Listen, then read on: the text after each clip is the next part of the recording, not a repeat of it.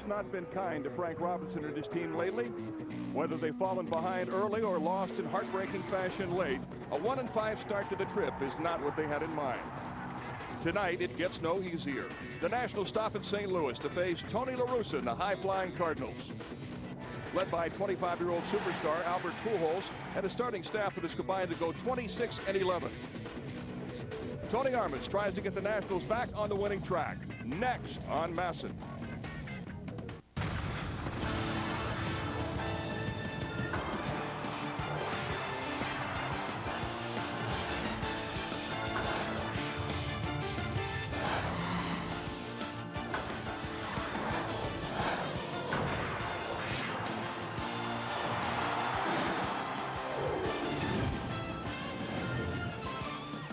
Welcome to Busch Stadium in St. Louis, where a crowd approaching 47,000 is expected tonight as the Washington Nationals and St. Louis Cardinals begin a three-game series. Good evening, I'm Mel Proctor. This has been a rough road trip for the Nationals so far. They went into Toronto and lost 2 out of 3 to the Blue Jays, then went to Cincinnati to face the lowly Reds and got swept. So they're 1-5 so far on this trip. With me, my partner, Ron Darling. Injuries have certainly figured into the team's slide lately, but also they've just stopped scoring runs. They really have. It's made it tough on the pitching, and it's not going to get any easier here facing the St. Louis Cardinals. You can see all these numbers, and what they really mean is that if you have their starting pitching and your relief pitching has to be almost perfect right now. Frank Robinson said that this team wasn't built to score a lot of runs, wasn't built to have those big innings, so it's going to be a problem. Well, the Cardinals are off to the second-best start in franchise history. They're 30-16. They've already opened up a 7-game lead in the Central Division. Well, they've just played amazing ball so far. It's one of their second-best starts ever. Here, Molina with the big hit against the Pirates last night. They just keep rolling along. One of these things, we talked about it before, Mel, on paper, it doesn't look like the Nationals really have a chance. As you can see, they do it on defense, they do it on offense, they do it pitching, they do it all the way around, and of course they have that big weapon in Albert Pujols. Well, for the most part, the starting pitching for the Nationals has been pretty good, but on this road trip, a little suspect. Tonight, Tony Armas Jr. takes the mound. He got hit hard in Toronto. His mound opponent, Matt Morris, off to a 4-0 start. Although his ERA is a little inflated, he's pitched pretty well in 2 out of those 3 games, and he'll have to be pretty perfect tonight against Matt Morris, who has been perfect so far this year. Well, Jose Guillen appears to be healthy again. He's heating up. In the final game in Cincinnati, he hit 2 home runs and a double. When we return, we'll visit with Jose Guillen. That's up next.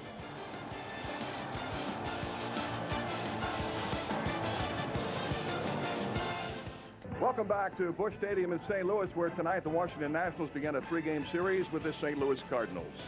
I'm Mel Proctor, and with me is Nationals right fielder Jose Guillen. You went through the problem with a rib cage injury, had to miss 3 games, came back. I know you were a little frustrated, but judging from the way you hit 2 home runs and a double that final game in Cincinnati, looks like you're starting to hit.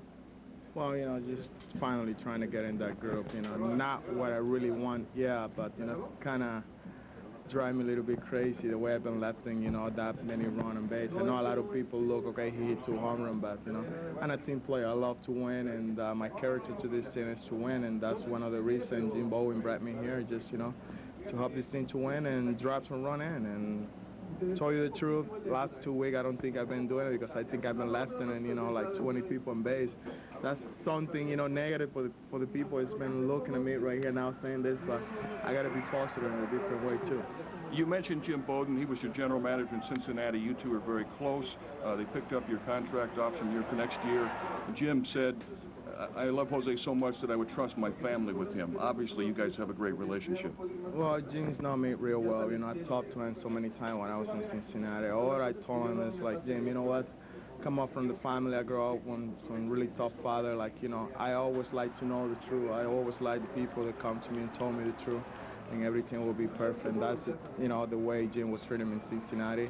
You know, and last time people there's been some misunderstanding in my career. And, you know, but the past is the past, and right now I'm here in this organization trying to make it happen, make some good things happen for this organization. Well, thank you, and we're glad you're a Washington National. Appreciate it. All right, thank you very much. Coming up, the opener of this 3-game series, 2 good managers, Frank Robinson and Tony La Russa, will be matching whips and moves in this series. The Nats and the Cardinals up next. Welcome back to Busch Stadium in St. Louis, the opener of this 3-game series. Let's take a look at the Southwest Airlines starting lineup for the Washington Nationals. Brad Wilkerson in center field leading off. Jamie Carroll again at second base. Nick Johnson, who's having a fine season, at first base. Jose Guillen looks like he's starting to hit. He checks in at even 300. He's in right field. Ryan Church in left. Vinny Castilla at third base. Brian Snyder catching. Christian Guzman struggling offensively. His average down to 185. And Tony Armas, the pitcher, batting ninth. Pitching for the Cardinals today is Matt Morris. At Busch Stadium, he's 52-26. The former 20-game winner has just been great for the Cardinals so far. Here's the defense in left field. It's Reggie Sanders. Jim Edmonds in center field. Larry Walker in right field. John Mabry's playing third base. David Eckstein at short. Mark Rutsalanek at second base. Albert Pujols at first. And Yadier Molina catching. Sorry, I was talking about Matt Morris, former 20-game winner. See him warming up, a little bit of rain here in Busch Stadium. Perfect so far, 4-0. Great in his starts. His two other starts he was leading when he left, so he could even have a better record than that. So we are glad you can be with us from St. Louis, one of the great baseball cities in the United States. Big crowds expected for all three games over the weekend. Cardinals playing some great baseball, and the Nationals shuffled the deck quite a bit. Yesterday, General Manager Jim Bowden made a number of moves, 9 roster moves. We'll tell you about them as the game progresses. It'll take the entire game to tell all those changes. Well, let's see if we could do one move each inning. That'd be 9 innings. There we go. Brian O'Nora behind the plate tonight, working with Gary Cederstrom, Bill Welke, and Tim Welke. Brad Wilkerson leading off. Takes the first pitch low from Matt Morris. Morris has beaten New York and Kansas City in his last 2 starts. Cardinals have been getting great starting pitching. One of the things you can do, Mel, is last year Morris in 12 out of his 32 starts gave up runs in the first inning. 32 total runs, so sometimes it takes him a while to get into the game. So let's see if the Nationals, who have had trouble scoring in the first inning, can maybe jump on Matt Morris straight away. The opposition hit 348 in the first inning last year against Morris, but from innings 4 through 9, they hit just 238. So if you're going to get him, get to him early. 63 degrees, the game time temperature. And Wilkerson strikes out for the first out.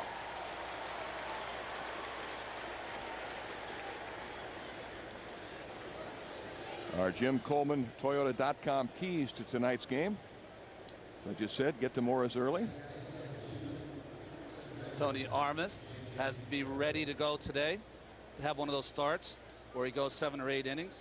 And of course, the St. Louis Cardinals, key to them always is to ride Albert Pujols and that great talent he has in that 25-year-old body. Jamie Carroll takes a strike. Carroll hitting .275 on the year. He is just 3 for 23 on this road trip, but he's got a lot of company. Big breaking ball, line foul. He's only had one previous at bat against Matt Morris. Morris last year 15-10 with a 4.72 earned run average. Had some shoulder problems and underwent surgery in November.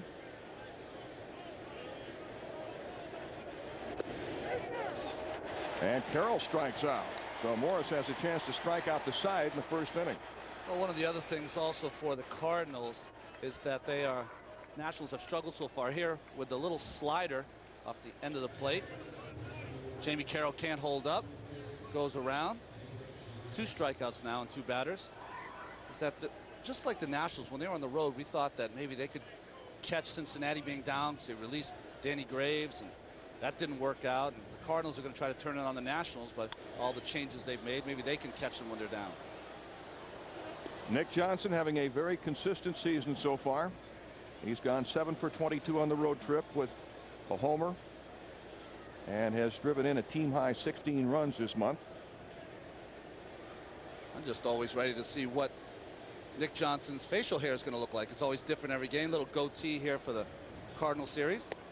That's the only question mark about him. There's no question about his hitting. He hits left-handers, right-handers, hits with runners in scoring position. He has really had an exceptional season so far. But his facial hair, it all depends on his mood. He said, I hate to shave. Don't we all, Nick? 1-2. Matt Morris so far looks like he's got that real good curveball. That's one of his out pitches. He's getting that over. He makes it awfully tough. Hit high and foul down the right field line by Nick Johnson. Nick with 7 homers on the year.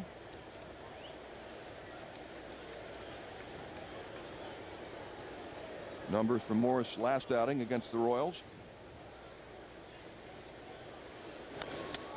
Breaking ball is fouled off the foot of Nick Johnson. He has reached base in 44 out of the 46 games this year he played. He's also 5th in the National League in on-base percentage at .426. And has the 5th best road batting average, .343. One of your former managers, Tony La Russa. Had a nice discussion with him before the game. Couldn't help but talk about Albert Pujols. He said he could talk about him for 5 or 6 hours. That's how much he thinks of that young man. Matt Morris strikes out the side in the first inning, getting Wilkerson, Carroll, and Johnson looking.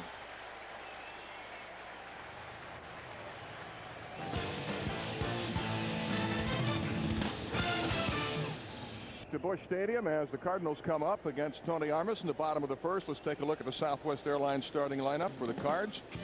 David Eckstein, his first year with St. Louis, coming over from the Angels. Larry Walker in right field. Albert Pujols just off to a tremendous start in top 7 in the National League in average home runs and RBIs, having an MVP type season so far. Jim Edmonds, a center fielder, batting 4th. Scott Rowland still sidelined after undergoing shoulder surgery. John Mabry's at third base. Mark Bruzelatic been a good addition to this team, hitting over 300. Reggie Sanders in left field. Yadier Molina, the youngest of the 3 Molina brothers, catching, hitting 8th, and Matt Morris, the pitcher, batting 9th. Well, pitching for the Nationals is Tony Armas.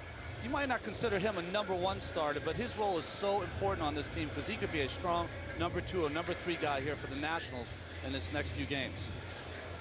And playing defense behind Tony Armas, Ryan Church gets a start in left field. Brad Wilkerson in center. Jose Guillen in right. Vinny Castilla at third. Christian Guzman at shortstop. Jamie Carroll at second. Nick Johnson at first. And doing the catching tonight, Brian Schneider. Tony Armas making his 4th start since coming off the disabled list. He pitched impressively in Arizona but lost 3-2, giving up 3 earned runs in 5 2/3 innings. Then he pitched 7 innings against Milwaukee at RFK Stadium, allowed 2 runs on 5 hits and got his only win so far. And last time out, May 21st in Toronto, as I mentioned, 7 earned runs, 10 hits in 7 innings in losing to the Blue Jays 7-0. That was a game in which Roy Halladay and 2 relievers just shut down the Nationals hitters, retiring the last 19 batters in a row. 1-1 to David Eckstein. The longtime Angel comes in hitting .299. Eckstein last year led American League shortstops in fielding, committed only 6 errors all year. Already this year he has 8 errors, including 3 in 1 game.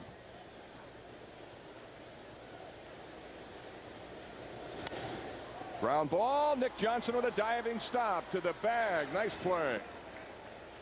Takes a base hit away from Eckstein. We've talked so much about Nick's offense, but he's been just as consistent defensively. He really has. Had to go a long way for this ball, playing Eckstein way off the line. Gets to it, takes it himself. Good dive. He just really has soft hands, as Nick Johnson makes that play. Just how much range he covers is amazing. Larry Walker steps in. Walker, the right fielder, hitting .267 with 5 homers, 20 runs batted in. He goes the other way. Base hit down the left field line. And Walker into second base with a 1-out double. Well, Larry Walker certainly isn't the power hitting slugger he was in Colorado 5-6 years ago. But the thing about Larry Walker hitting in that second spot behind Eckstein, he's using the whole field now, just trying to put the ball in play, get base hits, get on base. That's your job when you have Albert Pujols hitting behind you. And Pujols coming up. 11th double this year, 462 in his great career for Walker.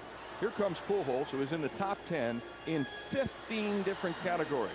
He's in the top 5 in 10 different categories. He's just making a mockery of the game. This guy is so good. Hitting .332, 11 homers, 39 runs batted in. First pitch is high to Pujols, who's hitting .400 with runners in scoring position. Tony La Russa has managed some good players, including Ricky Henderson, Mark McGuire, Jose Canseco in Oakland. and has said Albert Pujols is the best player I've ever managed. I was talking with him before the game. He said, here's a guy that's gotten a $100 million contract. He works harder now than he did last year or the year before, so hasn't gone to his head. Off-speed pitch is high as Armas falls behind 2-0. Said he also loves for the team to win. He doesn't really care about his stats. Who would? His stats are always so great, but he doesn't really care about his stats. He wants the team to win. He said he gets as excited when a guy leads an inning off with a walk and has a nice at-bat.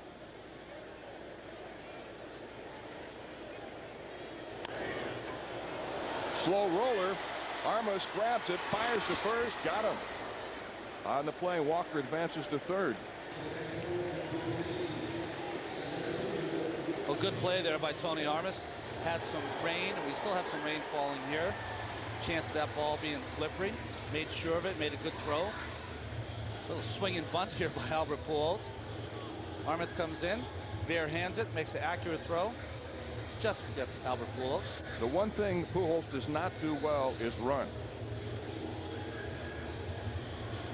He is a slow runner. Jim Edmonds steps in with 2 outs, a runner at third. Edmonds hitting .350 with runners in scoring position.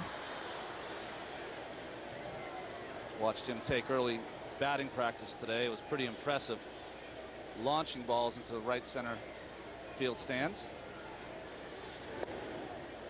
Breaking ball inside to Edmonds, who has 1 hit and 6 previous at bats against Tony Armas.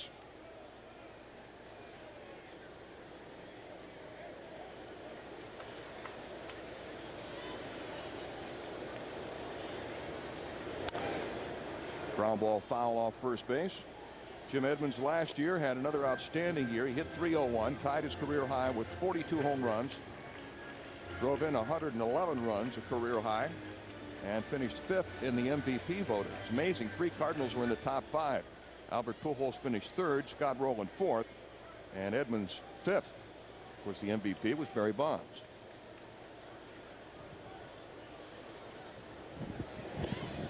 Fastball runs outside, 2-1 to Edmonds.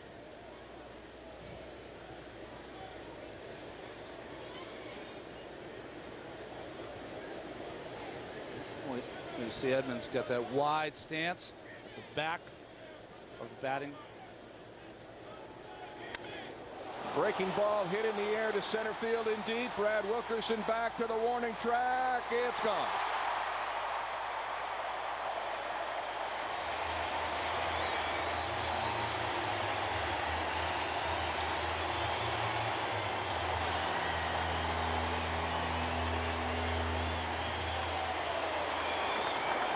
These Cardinals, it's almost like pick your poison.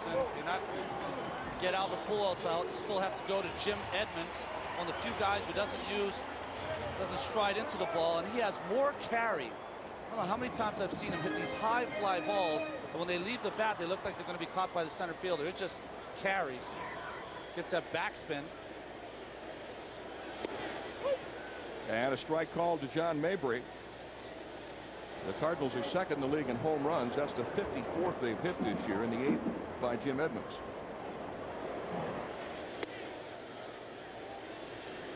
Mabry and Abraham Nunez been filling in at third base with Scott Rowland sideline. Rowland underwent shoulder surgery, is expected back in a couple of weeks. Off-speed pitch, low. Well, we talked about the Nationals trying to get to Matt Morris early. The Cardinals have turned the tables by scoring 2 here in the first inning off Armas. John Mabry in his 3rd tour of duty with the Cardinals. They drafted him 6th in 1991. He was with the Cards from 94 to 98 and did some traveling. Went to Seattle, San Diego, came back to the Cardinals briefly, then to Philadelphia, Oakland, Seattle again, and back to the Cardinals. He gets jammed, hits a roller to Nick Johnson. He makes the unassisted play, but Jim Edmonds hits a 2-run homer, and the Cardinals are up 2-0.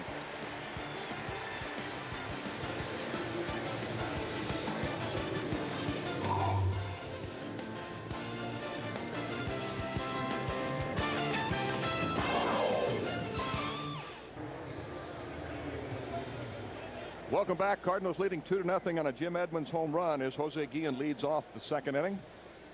Matt Morris struck out the side in the 1st inning. The first pitch is a strike. Guillen doesn't like it. Well, the Cardinals are up 2-0, and when they've scored first this year, they've gone 21-4. So that is not a good sign. Slowly hit to the second baseman. Resolanek throws out Guillen.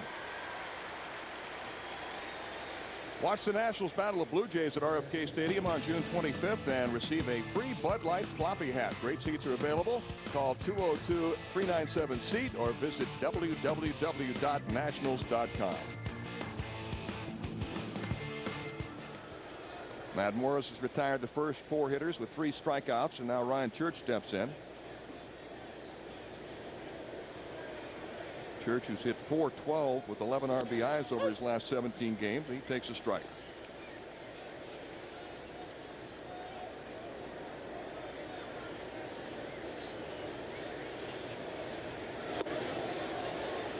Oh, and 2. So far, it looks like home plate umpire Brian O'Nora has a big strike zone. It should help both pitchers.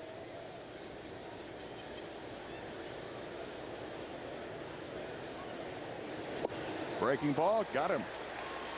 4 strikeouts by Morris in the first 2 innings. Now the matchups for the series: Jeff Suppan tomorrow against Esteban Loaiza. 7-game winner Chris Carpenter on Sunday against Livan Hernandez, another 7-game winner.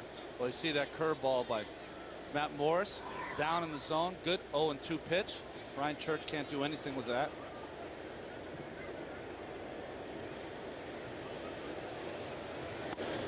Fastball for a strike to Vinny Castilla. Vinny just 3 for 18 on this road trip. Morris runs a pitch inside, 1-1. Vinny's only hitting .143 lifetime against Morris, 4 for 28 with 1 homer. Curveball outside.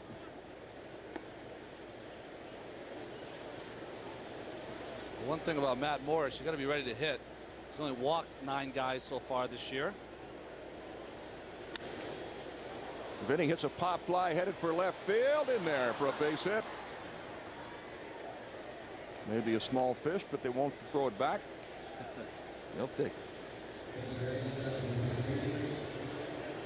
Tomorrow's paper will be a line drive. You see him talking with Pujols there. Goes back inside, does Morris with a fastball. Gets up on the label, but Vinny's strong enough to get this over Eckstein's head.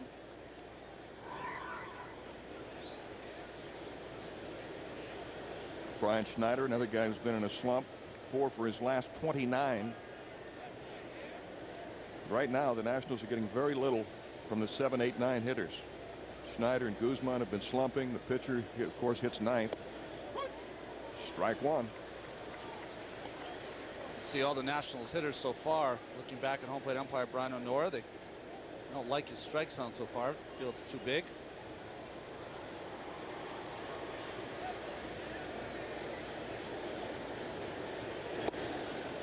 That's inside, 1-1. Yadier Molina is the catcher for the Cardinals. Mike Matheny was a fixture here for years, but was not brought back. Molina, young, strong, has maybe the best arm in the league. Change up, swung on and missed. I'll tell you how umpires think. They know that when they come to the ballpark, Matt Morris is pitching. They know he throws a lot of strikes. That gets them in a positive frame of mind to call strikes. Breaking ball, did he go? No swing, says Tim Welke. Matt Morris' best year was 2001 when he was 22-8. With a 3.16 earned run average, made the All-Star team.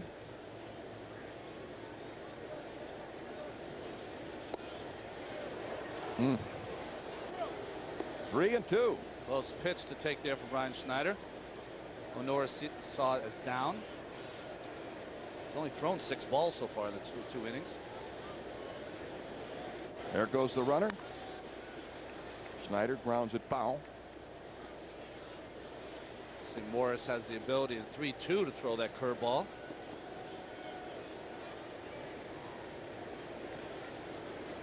Vinny Castilla at first base, 2 outs. Cardinals leading 2-0.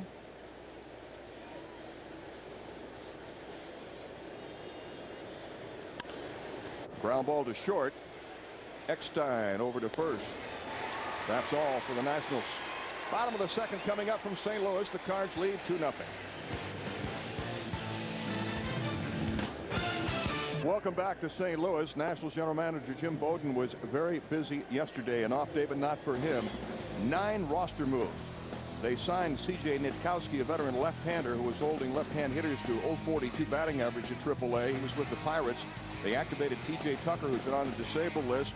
They designated for assignment Claudio Vargas and sent Zach Day to AAA New Orleans. They brought up pitcher Sonny Kim and outfielder Tyrell Godwin. And 2 pitchers were placed on the DL, John Patterson, who's had some back problems, and John Roush, who has a torn labrum in his right shoulder. Sometimes you don't have that many moves in a month. I mean, that's just amazing. Do it one day. That is called a house cleaning. John Patterson. There are only 16 players left on the team who were with the team on opening day. Strike one to Mark Grudzielanek. In his first year with the Cardinals, off to a good start, hitting .321 and playing excellent defense at second base. Grudzielanek originally broke in with the Montreal Expos. Also was with the Dodgers, the Cubs. Always has hit a lot of doubles in his career. Hits a lot of balls with the gaps in right center and left center. Shoots a lot of balls. You're right, Mel. Goes the other way a lot. I've also been amazed at how good his defense has been so far for the Cardinals.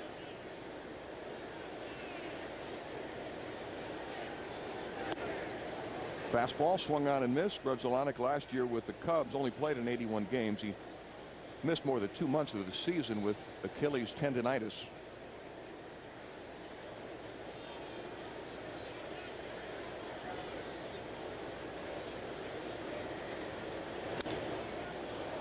Popped in the air toward the right field line. Could be trouble. Jose Guillen takes care of it. 1 down. A little muddy out there for Jose Guillen, but he's the only guy that could have gotten to the ball, and he did. Good hustle. It rained quite a bit before the start of tonight's game. The tarp was on the field, but the warning tracks may be a little muddy. Reggie Sanders up for the first time. Reggie beginning his second year with the Cardinals. The Cardinals are his 7th organization in 7 years. He's been with Cincinnati initially, then San Diego, Atlanta, Arizona, San Francisco, Pittsburgh, and with the Cardinals now in his second year. And he's had the good fortune to be on good teams. He's been in the postseason 5 times.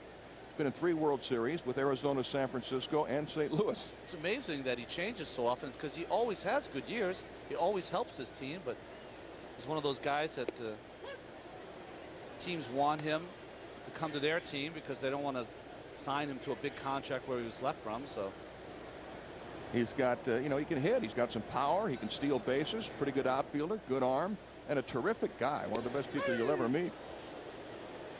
Sanders called out on strikes. First strikeout for Tony Armas. Well, Tony Armas with this fastball right on the outside corner. We already talked about Honora and his big strike zone. Sanders doesn't think it's a strike, but Honora does, and that's all that matters.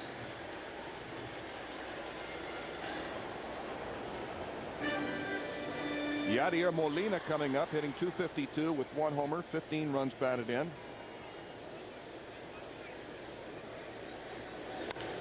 Goes after the first pitch and pulls it foul.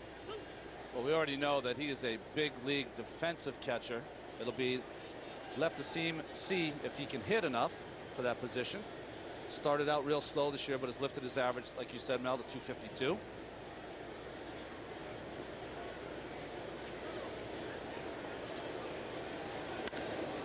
Into center field. Wilkerson charging, makes the play. That means the pitcher Matt Morris will lead off into third. Cardinals 2, Nationals nothing. Matt Morris got off to a great start, striking out the side in the first, added another punch out in the second, has given up 1 hit. Well, he's got all the pitches. He can go down and in on the left-hander Wilkerson. He can go down and away with a slider to Jamie Carroll. He can throw it right by you and paint, as he did against Dick Johnson, and then the big slow hook to Ryan Church. Have not even seen his changeup yet, and he has a great changeup also. Rain beginning to fall again as Morris gets ready to work in the third, facing Christian Guzman. He swings at the first pitch and has a base hit. Guzman, who's been in a deep slump, 1 for 21 on this road trip and 3 for his last 33 coming into the game. We know he likes to swing first pitch. Looking for that fastball off Matt Morris. He got it. Just hit it up the middle, and as you can see, it's really starting to rain now. Matt Morris is changing the ball.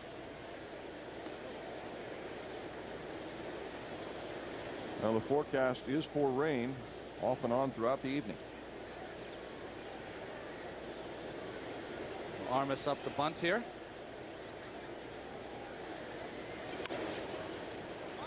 He gets it down. Morris flips to first.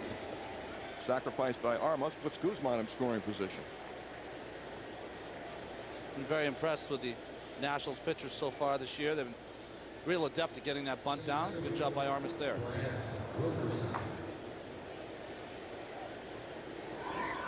Good form. The bat in front of the plate.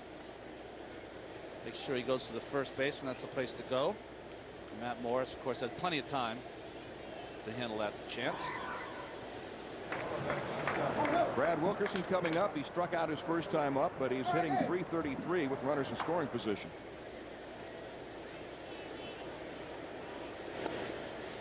Ball one. See most pitchers try to work Wilkie inside, try to tie him up and then go away with soft stuff.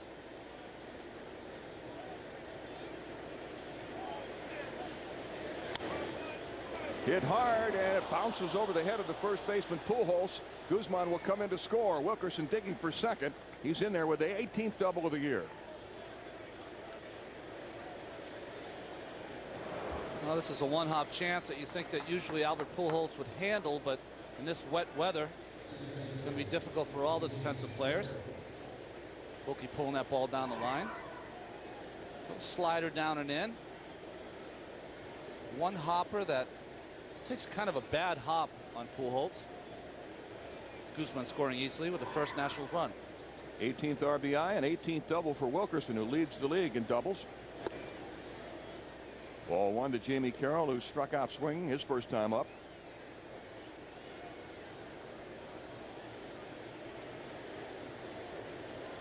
Jamie, a .235 hitter with runners in scoring position. Curveball is fouled away. Big crowds expected for all 3 games in the series. Over 40,000 tickets have already been sold for all of the 3 games. That's a sea of red here. What a great baseball town St. Louis is. And most of the fans wear their red to the games.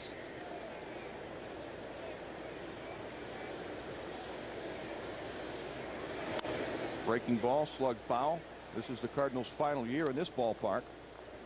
The new ballpark adjacent to Busch Stadium is under construction.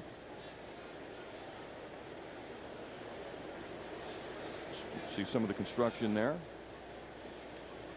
I saw some of the design today. It just looks like a beautiful park. They're going to have a pavilion in left field that even if you didn't attend the game, you could watch the field from that pavilion.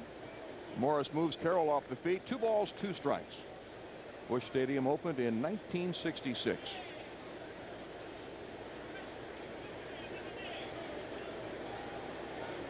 There's really nothing wrong with this ballpark. It's fine. It's just they don't have the suites that you need to generate revenue. Curveball hit down the right field line and foul. Been some great moments here. Some of those involving the Montreal Expos, the forerunner to the Nationals. Lou Brock broke the stolen base mark here with 105 in 1974. Bob Boone, who's in the front office for the Nationals, was behind the plate for the Phillies. Bob Force pitched his second no-hitter here against Montreal in 1983.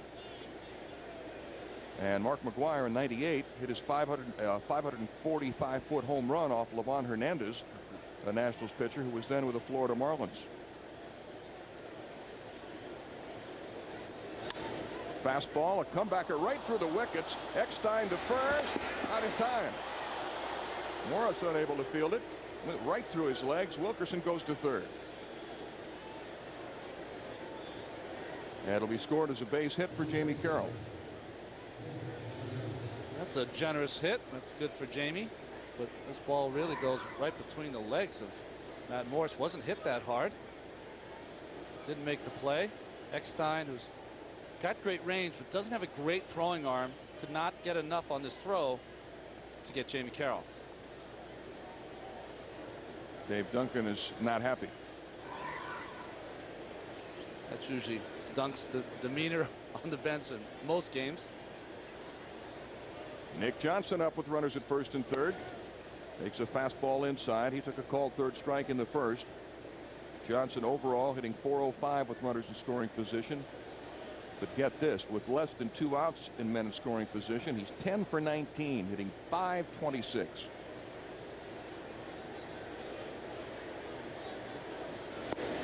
Fastball in there, 1-1. Well, he's looking for a pitch here that he can elevate. Doesn't want to hit any ground balls here. With 1 out, wants to hit a sac fly, or of course get a base hit, but at the worst, sac fly. Get that runner in from third.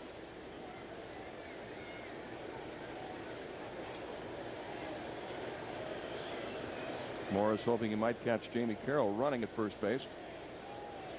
I did that once, Mel. Faked the third, through the first, and the guy on first base was dusting himself off at second. He had stole the base while I was throwing the first.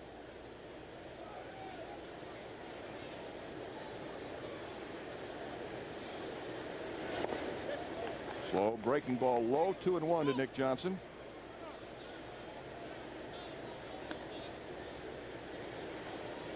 Well, Matt Morris breezed through the first inning, striking out the side, gave up a 2-out single to Vinny Castilla in the second.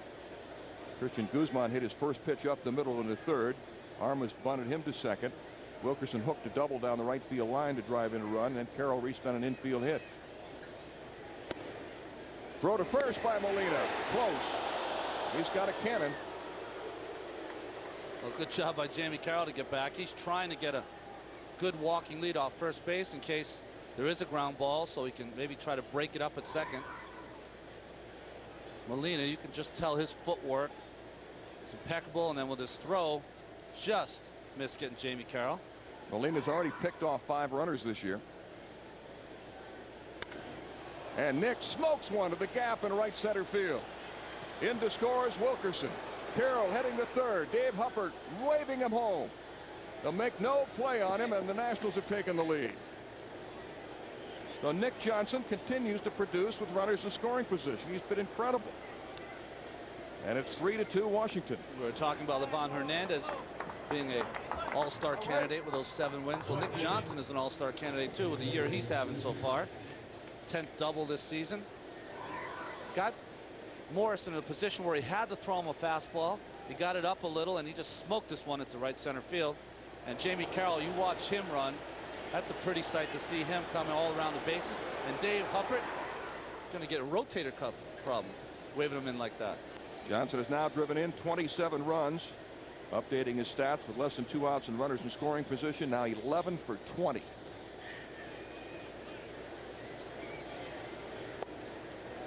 And a ball to Jose Guillen, 2-0. He grounded to second his first time up. Last year with the Angels, Guillen hit over 300 with men in scoring position, but this year hitting just 152. Morris looked unhittable in the first 2 innings, and then the rain started coming down. Maybe lost a little concentration, took him out of his rhythm a little bit. Tapper to the shortstop, Eckstein. And Nick Johnson moves to third. Well, Eckstein's arm looks like he's throwing a softball or something. He just does not have a shortstop's arm. He gets rid of it quickly, makes up for it with a quick release, but just does not have the kind of arm you would expect in a big league shortstop.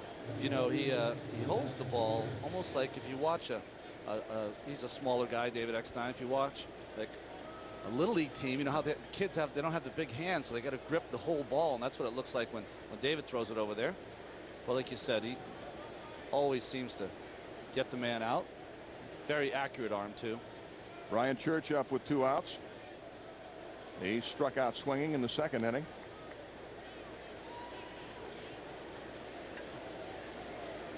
Church getting most of his at-bats so far this year off right-handers. And he's hit .321. All 3 of his home runs have come off right-handers. Pitch in the dirt. Good stop by Molina.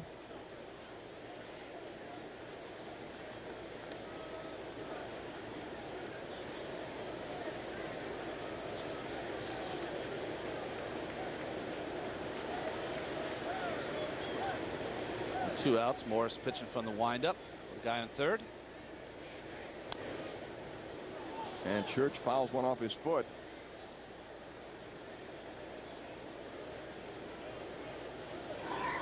Looks like he fouls this right off his ankle. See? Oh. Yeah, that's right off the shin there. Shin calf combination. That'll leave a nice looking welt after the game. I played with Terry Steinbach, who was a catcher for the Oakland A's, and at the end of the season, from blocking balls and hitting balls off his toes and ankles, he literally was just one human black and blue. That's all it was.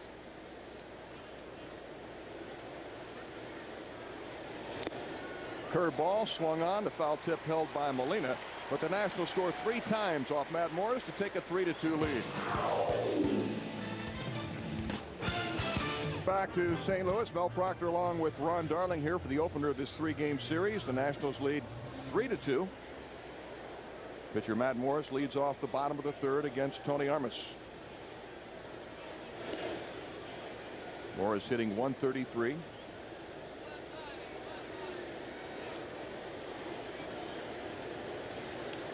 Rain continues to fall.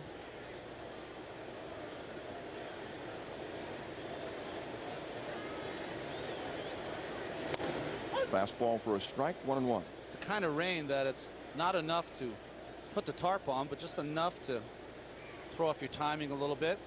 Get a slick ball occasionally. Armas bounces a pitch. Fans know to come prepared.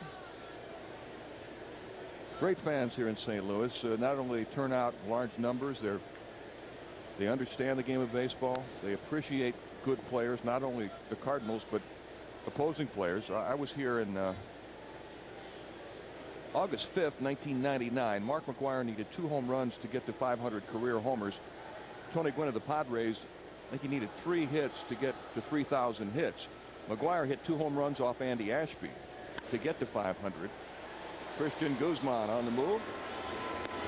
1 out. But then so McGwire got his 2 home runs to get to 500. Tony Gwynn fell 1 hit short. Yet every time he would come to the plate in St. Louis in a visiting ballpark, they gave Tony a standing ovation.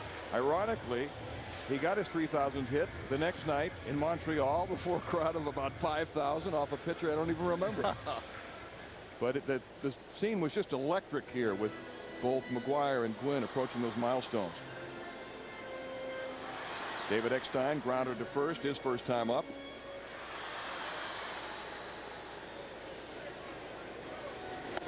Fastball high at Eckstein, who doesn't give you a very big target. He's only 5'7". Crouches a little bit up there also. Gets down to about 5'5". He'll do anything he can to get on, even get hit by a pitch. You're right about the fans, though. I competed against the teams in the 80s here that were very good for the Cardinals, and after the game was done, you'd get great conversation, and your interaction with the fans was always pleasant and nice, and they would root against you during the game, but after the game they were just happy to see another major league ball player.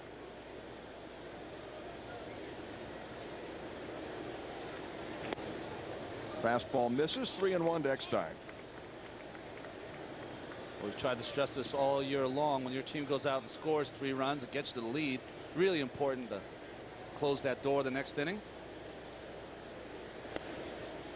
That's too high, and Armas walks Eckstein. That's his first walk.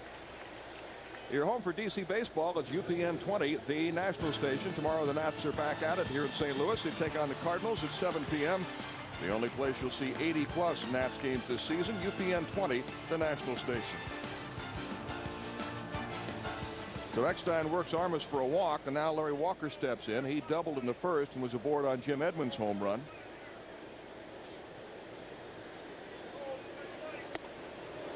Fastball swung on and missed. Larry Walker, acquired from the Colorado Rockies last year. Played in 44 games with the Cardinals and hit .280.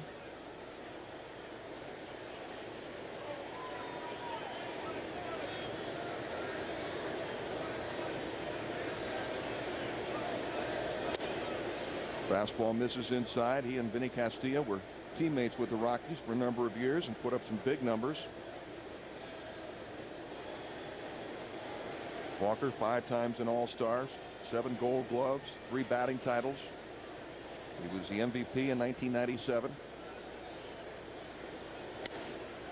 Grounded just foul.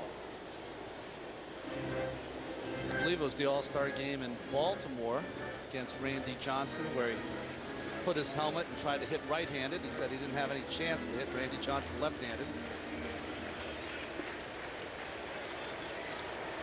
Walker now 38 years of age. And the umpire is taking a look at his bat. Brian O'Norris says, wait a minute here. Let's take a look.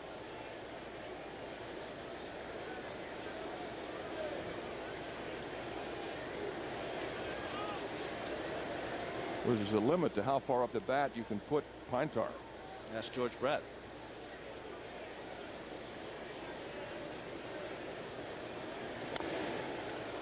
Another foul ball. Walker got his 2000th career hit last year, becoming the first Canadian to accomplish that feat. He's from British Columbia.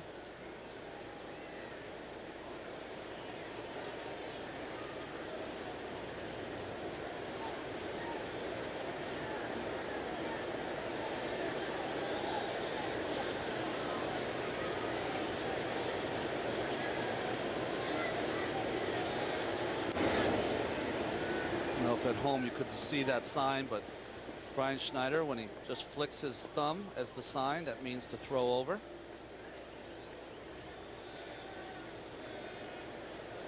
Then of course his fastball in.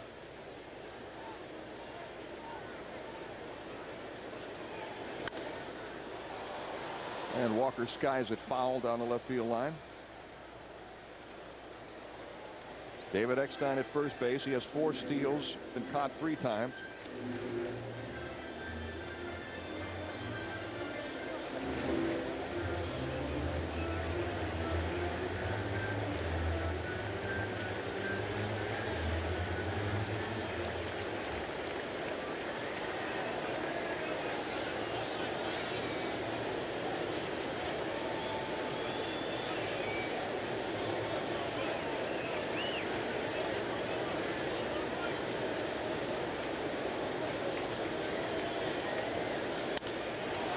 Walker sends one to shallow right. Jose Guillen comes in.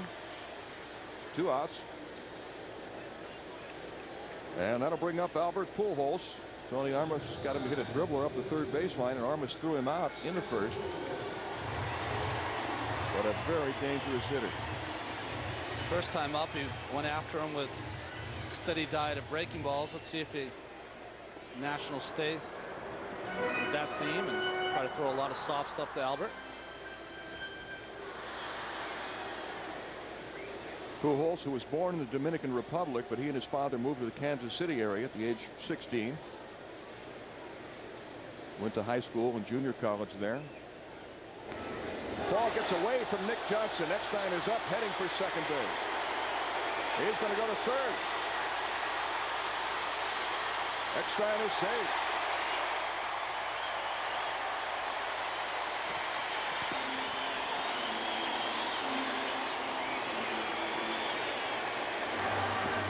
Well, Frank is not going to be happy with that. Throw was a little up the line. See Armas' throw here is a little up the line, just goes off Nick Johnson's glove, and I think that Eckstein would never make the last out at third. Knew that once Nick picked that up, it would be in that muddy area. Beats the throw. Well, throwing errors charged to Tony Armas. Eckstein goes all the way to third. Ball one, pitch low to Albert Pujols.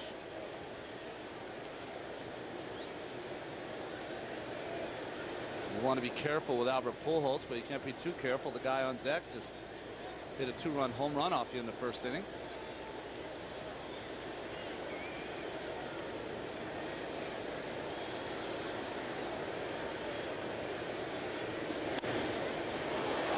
That's out of play. The Toyota League leaders, Albert Pujols, driven in 39 runs, 4th best in the league. If you look at all the different statistical categories, though, he and Bobby Abreu of the Phillies are in just about every category, either in the top 10 or the top 5.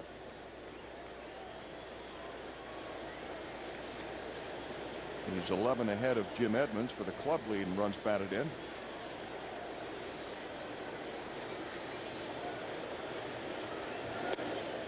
Fastball outside, 2-1. Well, Armas has changed his strategy. This at bat, first at bat against Pujols, he's thrown a lot of breaking balls here, going at him with fastballs.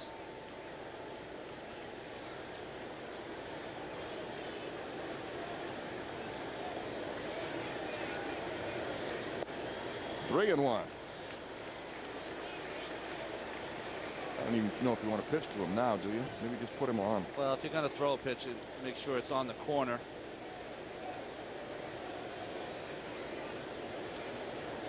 One thing about Albert Pujols, occasionally he'll go out of the strike zone to get a hit off you. Some guys, remember Frank Thomas for the White Sox, would never, he'd always take a walk. Breaking ball, swung on and missed. He kind of pulled his front shoulder off. That's what he did the first time up. The same kind of pitch, a slider that he was way ahead of. Right mouse, that front shoulder is wide open. Pujols, the only player in Major League history to hit 30 or more home runs each of his first 4 years.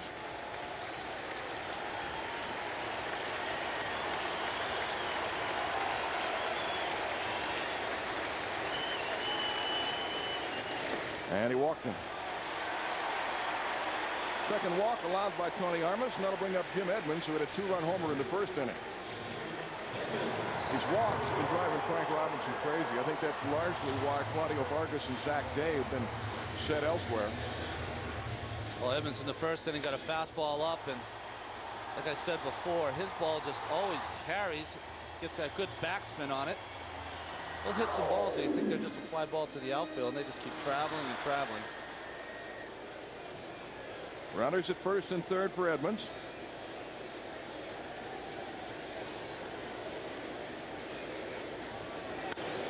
Fastball fouled back. Got out here early today, and the two people that were taking extra batting practice were Jim Edmonds and Albert Pujols for the St. Louis Cardinals today. Edmonds was acquired from the Angels in 2000. He was traded for Kent Bottenfield, pitcher, and Adam Kennedy, an infielder. Kennedy still with the Angels.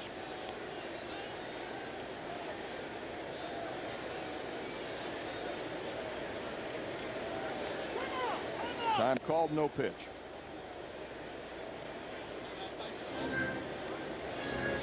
David Eckstein at third base. He walked with 1 out, and then Tony Armas tried to pick him off, threw the ball away, and Eckstein went all the way to third. And with 2 outs, Armas walked Pujols. Well, you're talking about the walks, Mel.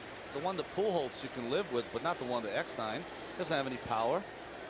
When you get behind him 2-1, you just go right after him, let him put the ball in play.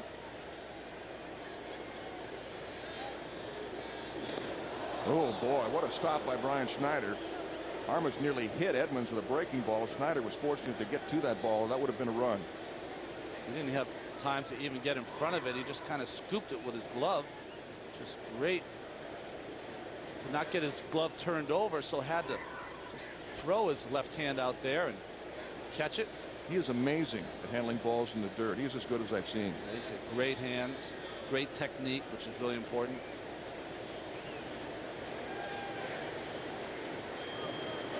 That signal there is slide step. He's going to get rid of it quicker. Edmonds fouls it off. 1-2 to Jim Edmonds. Although he had a great year last year, Edmonds struggled in postseason, particularly in the World Series. He was 1 for 15 in the World Series.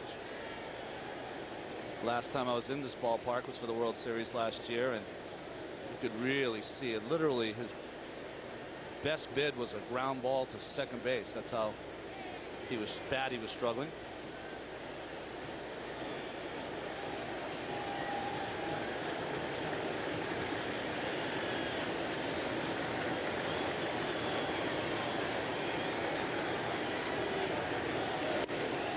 Fastball just outside, 2-2 to Jim Edmonds. Good try by Armas there. 1-2, trying to get a call from the umpire. Hit Brian Schneider's glove, but Brian Schneider was way outside. Edmonds, a .350 hitter with runners in scoring position.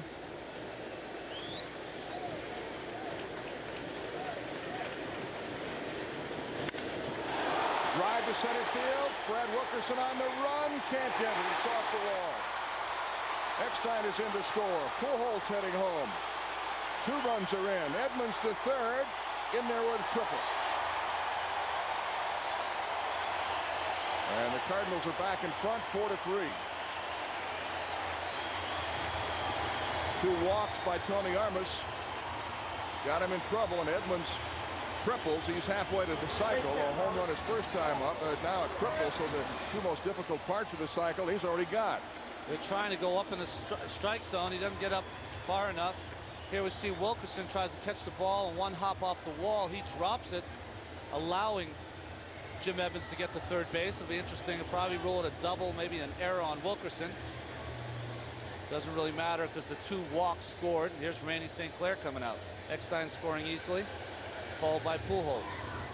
And that is how they're going to score it. A double, 2 RBIs for Edmonds, E8, second error of the game. So Edmonds didn't get a triple, but he's still halfway to the cycle. Now he needs a triple and a single. All 3 St. Louis hits have been extra base hits. Doubles by Walker and Edmonds, and a home run by Edmonds. That really hurts because the Nationals, we talked about it before the game, struggling to put up runs, and they put up a 3 spot. The Cardinals come right back with a little crooked number of their own. 2 here in the 3rd inning. Armas is visibly upset about something. I think he's upset because he knows it's a walk those guys and have them both score. John Mabry swings at the first pitch. Mabry grounded to first and the 1st inning.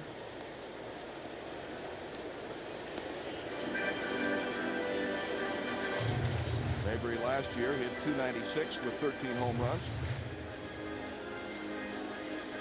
Randy St. Clair watching Armas.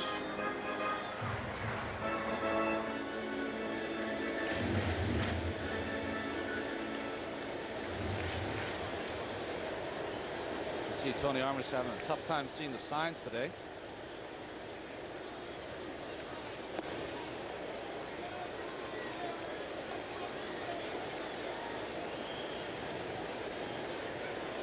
Last start, Matt Morris won by giving up 5 earned runs. If you're pitching for this Cardinal team, you can afford to give up a couple of runs because they're going to score some runs. Mabry hits a slicing fly ball fairly deep to left on the warning track. Ryan Church makes the catch. But Jim Edmonds' second base hit has given the Cardinals the lead. It's St. Louis 4, Washington 3. Run the first to put the Cards up 2-0. The Nationals came back with 3 runs in the 3rd to go ahead 3-2, but Edmonds struck again in the 3rd, and it's now 4-3. Well, for the Nationals, see Brad Wilkerson on a slider is able to hook it down the line, takes kind of a bad hop on Albert Pujols. Christian Guzman scoring, and then Nick Johnson gets a 3-1 pitch, lines it in the gap from right center, scoring 2. The 3rd run being Jamie Carroll for the Nationals. Vinny Castilla will lead off the 4th inning against Matt Morris. Vinny blooped a single to left with 2 outs in the 2nd inning. Change-up swung on and missed. He wasn't too happy with that swing.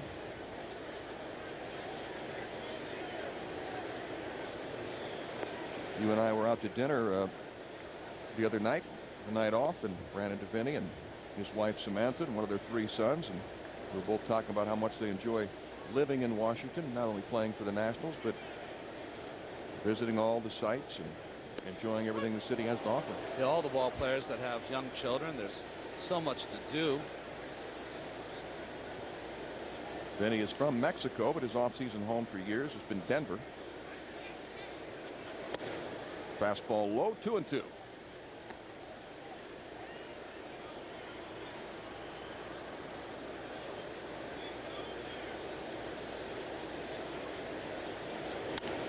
Off the end of the bat to the second baseman, Grzelcyk. 1 out. Time for the Aflac trivia question.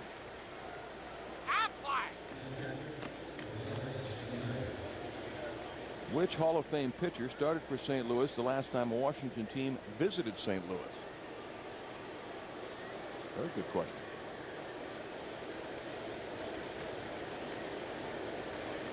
Brian Snyder up for the second time, grounded to short to end the second inning.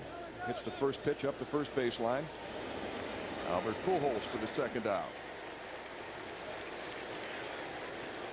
So 2 quick outs, and that'll bring up the shortstop, Christian Guzman, who came up and swung with the first pitch in the third and singled.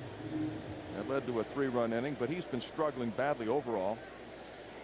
Tom McCraw plans to spend a lot of time with him here in the coming days to try to get him straightened out. He said Guzman right now really does not have a game plan when he goes to the plate. He's just basically seeing and reacting, swinging at almost everything.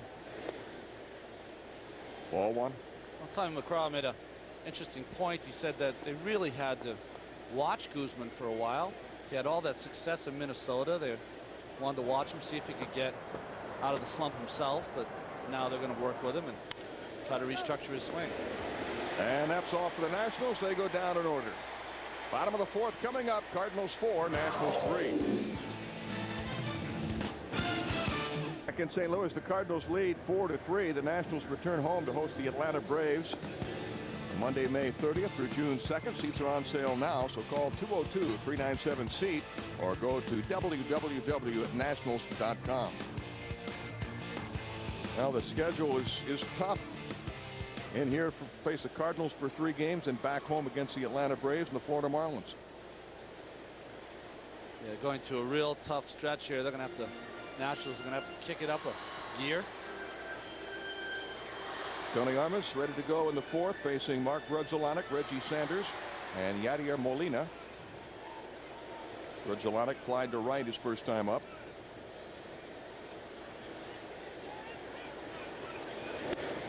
Ball 1.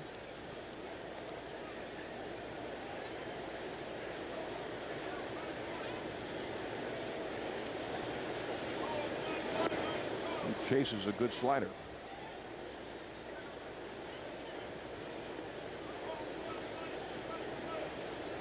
Armas, like most pitchers, if he's down in the strike zone, much more effective. Saw that slider there, how sharp its bite was.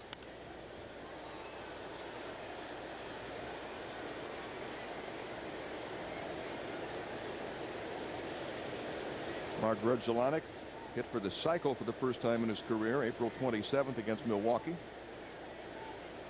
Got a triple on his last at bat to complete it. Jim Edmonds, his teammate, working on the cycle so far tonight with a home run and a double. But Grzelcyk was the first Cardinal to hit it for the cycle since John Mabry did it in 1996. And only the 3rd Cardinal ever to do it here at Busch Stadium. Ray Langford did it in '91, Lou Brock in 1975. Fastball up and in. Well, that's not a bad pitch when you're giving up 4 runs in the first 3 innings.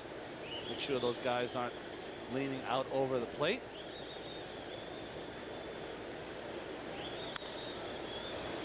Apparently the official score has changed the call. The ball that was hit through Matt Moore's legs by Jamie Carroll in the 3rd was originally scored a hit. It's been changed to an error.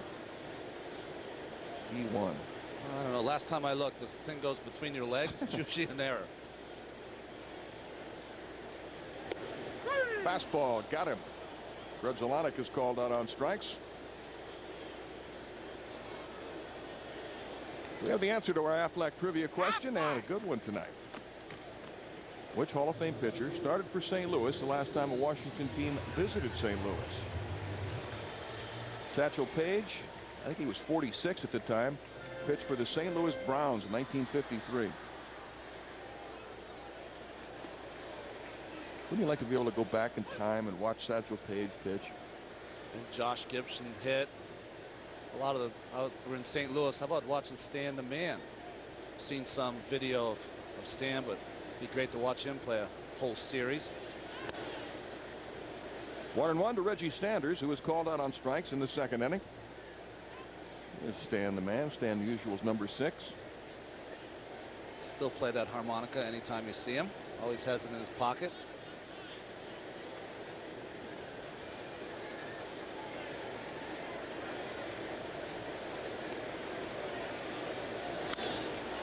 Ground ball into left field for a base hit.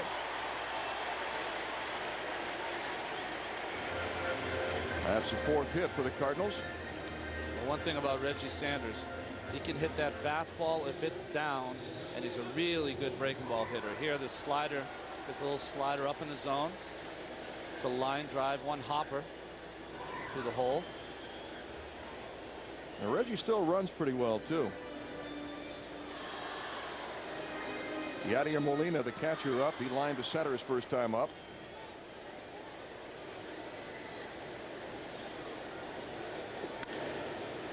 He pops it up down the left field line. Ryan Church on the move. But it's in the seats. Good effort by Church. But could not come up with it.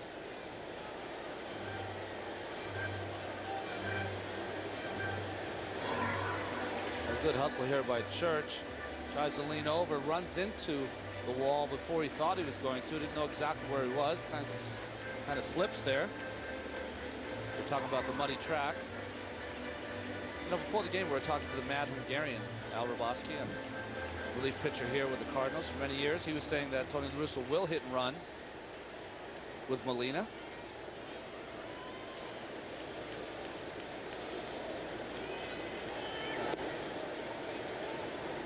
Two and one to Molina. There's Al Hrabosky, one of the Cardinal broadcasters. Terrific little left-handed pitcher. Mad Hungarian used to pound his fist in his glove and stalk to the mound before he pitched, get himself psyched up. He now owns a restaurant near the ballpark.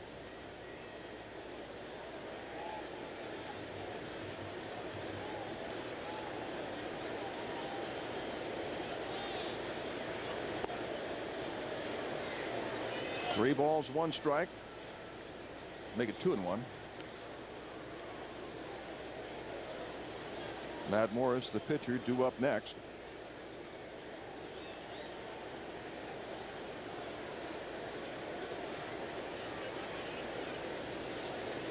Two and 1 off an account. The hit and run will be put on because the pitcher wants to throw a strike and not go 3 and 1.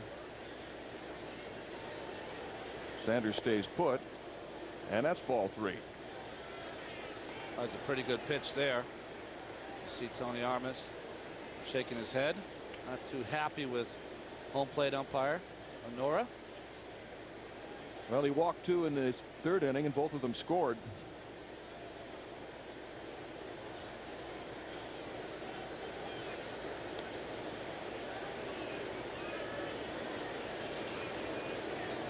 Reggie Sanders is running, and it's hit into right field. Jose Guillen makes the catch, and Sanders gets back to first. Pitcher Matt Morris coming up for the 2nd time. Grounded to short his first time up. Well, Molina hit that ball hard. Tony La Russa of Cardinals had Sanders running, trying to open up a hole for the young catcher.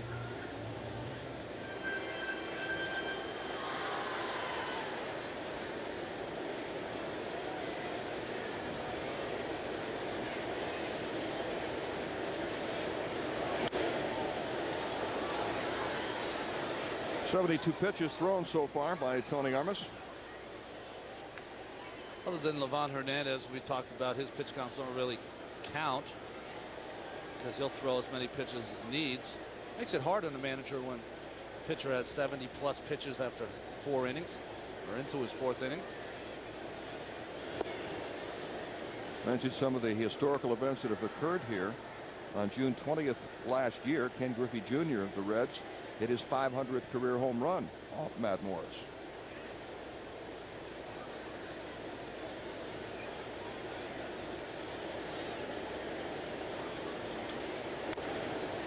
Cued up the first baseline. Armas to first in time. No runs, 1 hit and 1 left at the end of 4 innings from St. Louis. The Cardinals lead 4-3. Rain continues to fall here at Busch Stadium in St. Louis. Cardinals leading 4-3. Tomorrow before the game, catch Captain Jonathan Archer and the Enterprise crew as they explore the uncharted reaches of outer space. Star Trek Enterprise tomorrow at 6 p.m. on UPN 20, the national station. Mel Proctor, Ron Darling back in St. Louis. Big crowd here tonight. Close to 47,000 expected. The same tomorrow, and around 43,000 for Sunday's game. Now that's taking red a little too far, isn't it? Yes, it is. That's all right. That's great. That's something I would have done when I was a kid. When I was a kid. I don't think you have it past you now. No. I think you could. Tony Armas leading off the 5th inning against Matt Morris. Cardinals off to the second best start in club history. They're 30-16. The only team to get off to a better start was the 1941 Cardinals, who were 32-14 after 46 games. Tony Armas laid down a sacrifice in the 3rd.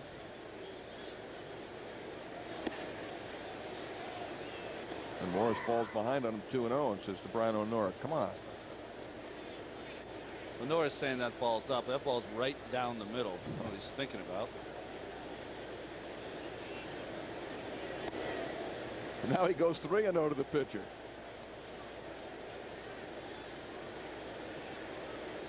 He is not happy. I think he's unhappy with the umpire for missing the first 2 and unhappy with himself for throwing that 3rd pitch for a ball. Absolutely. To Armas, whose career is 100 hitter. 3-1.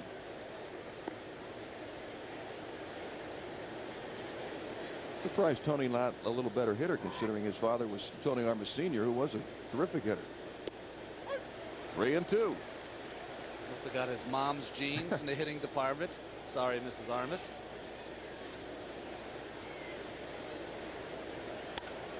He puts it in play to the second baseman, Mark Grudzielanek. 1 out. That'll bring up Brad Wilkerson, who doubled in a run in the 3rd and scored on Nick Johnson's base hit. By the way, Brad will host This Week in Baseball tomorrow afternoon. The footage was shot in April in and around many of the monuments in Washington, D.C.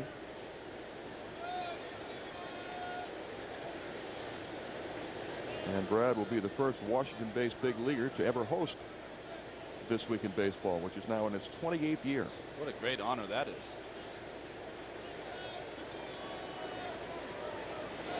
Curveball for a strike.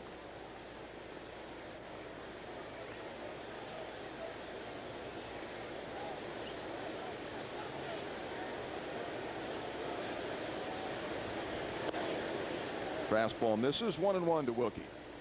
Looked like that was the first changeup that Matt Morris has thrown tonight.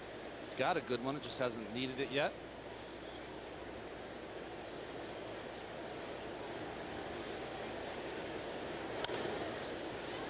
Bounce foul up the first baseline.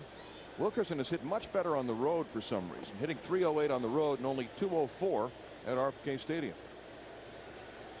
These are some strange numbers. We said before, he hits left-handers better than right-handers. Better on the road than at home. Go figure.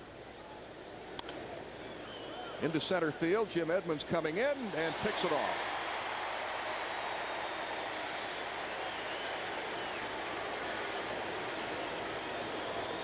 Well, if you've hit anything in the vicinity of Jim Edmonds, it's probably going to be caught.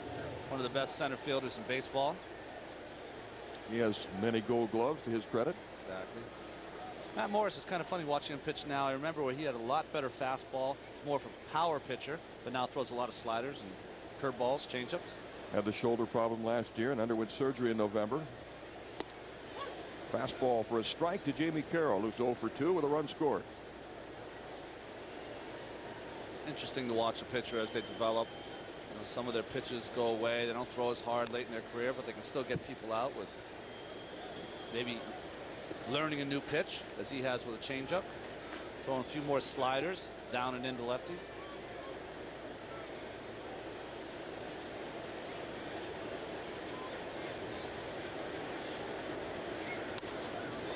Soft liner, short hop by the second baseman Grudzielanek. That's all for the Nationals. Bottom of the 5th coming up. Cardinals 4, Nationals 3. of the fifth at Busch Stadium. Cardinals leading by a run. Say the Nationals host the Florida Marlins June 3rd through June 5th at RFK Stadium. And you can purchase tickets by calling 202-397-SEAT or visit www.nationals.com. Top of the order for the Cardinals: David Eckstein, Larry Walker, Albert Pujols to face Tony Armas. Well, if you're playing against a Tony Armas managed team, you had better have the lead going into the seventh inning, because then he'll start the left-right bullpen moves. And when they lead after 7 innings, the Cardinals are 25-0 this year. I was talking with General Manager Jim Bowden today, and he said that's one reason they made all the moves they've made, 9 player moves yesterday, to try to give Frank Robinson some ammunition to work with to counter the moves that will be made by La Russa in this series. So he went out and got him a left-hander, C.J. Nitkowski.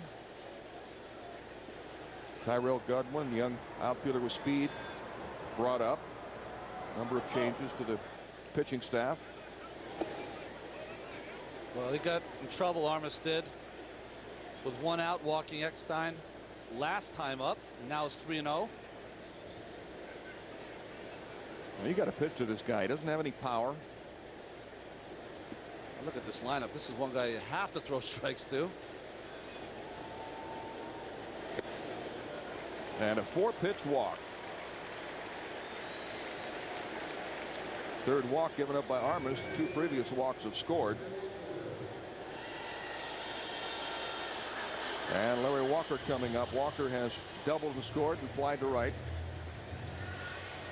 Walker, for most of his career, either a number 3 or a cleanup hitter, but now batting second and trying to do a little more what number 2 hitters should do: hit behind the runner and advance runners. Before, he was looking to drive them in. Works the count a little more hitting second than he would further down in the order.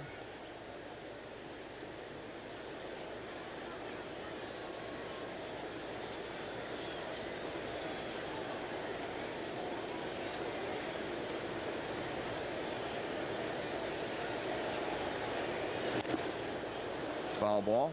He has won 3 batting titles. In one year, he and Tony Gwynn were going neck for neck down the finish line, trying to see who could win the batting title. And there was an article written about the 2 different approaches that they take. Tony Gwynn studies video all the time, trying to figure out tendencies from opposing pitchers, studying his own swing.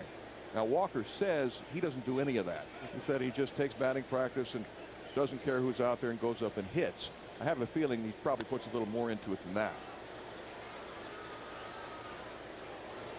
Larry Walker's one of the good guys in baseball and likes to joke a little. Probably a little joke there. But I know in 1999 he hit an amazing .379 while he was in Colorado.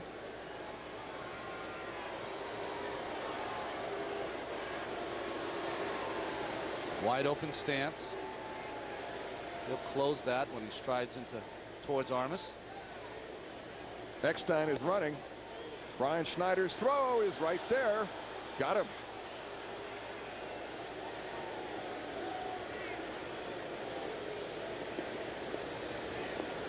Well, try as they may, the National League base runners are learning that you don't run on Brian Schneider. Great footwork, perfect throw. Eckstein never even got to the bag before Guzman was able to tag him. He had thrown out 38% of opposing base stealers coming into this game, and in his career he's thrown out 41%.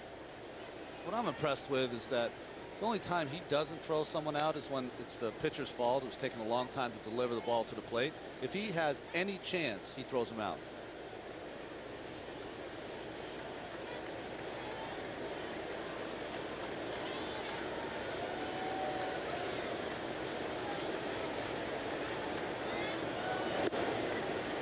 Three and 2 to Larry Walker. Tony Armas throwing a lot of pitches.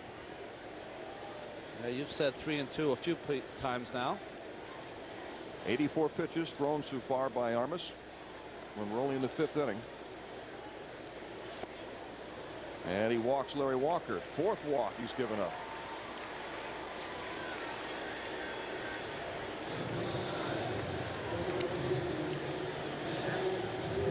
That'll bring up Albert Pujols. Randy St. Clair and Frank Robinson not happy with these walks, and he's going to get on the phone to the bullpen.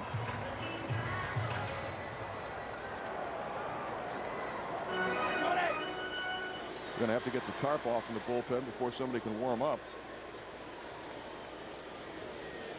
Well, last year in only 72 innings pitched, Armas had 45 walks, so walks are a problem for him, have been his whole career.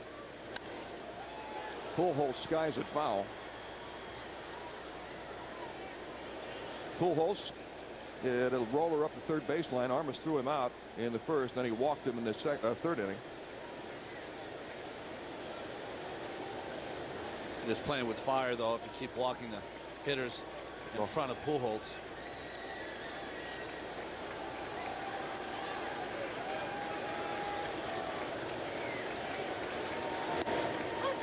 That's in there for a strike. 0-2. In 4 years, Pujols coming into this season as Sonny Kim begins to throw. First 4 years, Pujols had 504 RBIs. The only other player to have 500 or more the first 4 seasons are in the Hall of Fame. Ted Williams and Joe DiMaggio.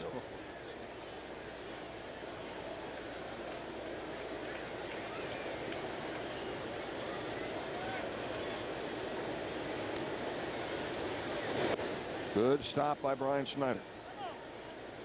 Was blocking pitches in the dirt. He's throwing out runners. Here are the numbers that Pujols has put up in his first 4 years. Won a batting title in 2003.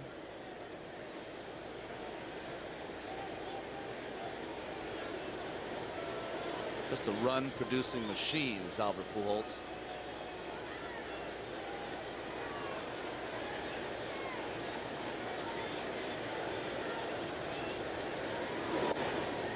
A little low. 2-2. The starting pitching had really been the strength of this team up until this road trip. But Esteban Loaiza had his poorest outing in Cincinnati. Livan Hernandez had a bad knee, and he had to battle to stay in a game. I think losing John Patterson really hurt. He was one of their best pitchers early in the season. Claudio Vargas and Armas were hit hard in Toronto.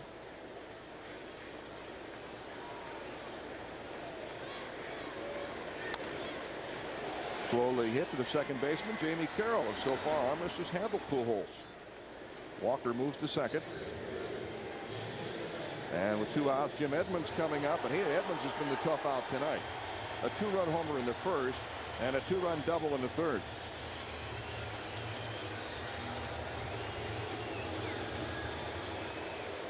Pretty surprised they just put him on here, which they're going to do.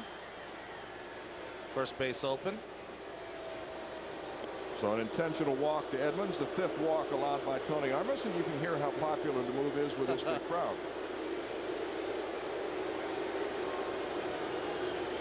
This whole team hits so well with runners in scoring position. Mabry, who will be coming up, is hitting .348, but the Cardinals as a team are hitting .286 with runners in scoring position. They lead the league in runs scored.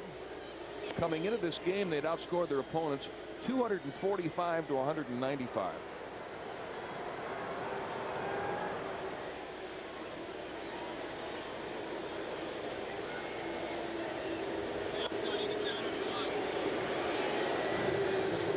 This copyrighted telecast is presented by the authority of the Washington Nationals and may not be reproduced or retransmitted in any form, and the accounts and descriptions of this game may not be disseminated without the express written consent of the Nationals.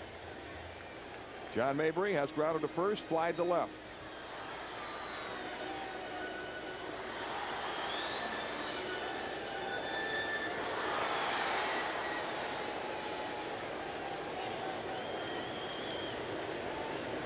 Well, you said it, Mel.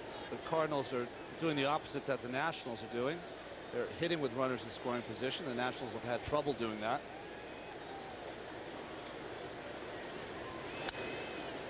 He broke his bat. Won that 14-inning game in Cincinnati. The Nationals were 3 for 17 with runners in scoring position. Left 17 men on base. And all Tommy McCraw can do is just continue to work with his hitters. Of course, the guy they really miss is Jose Vidro. He's their best hitter. Yeah, to have him out in the middle of that lineup really hurts.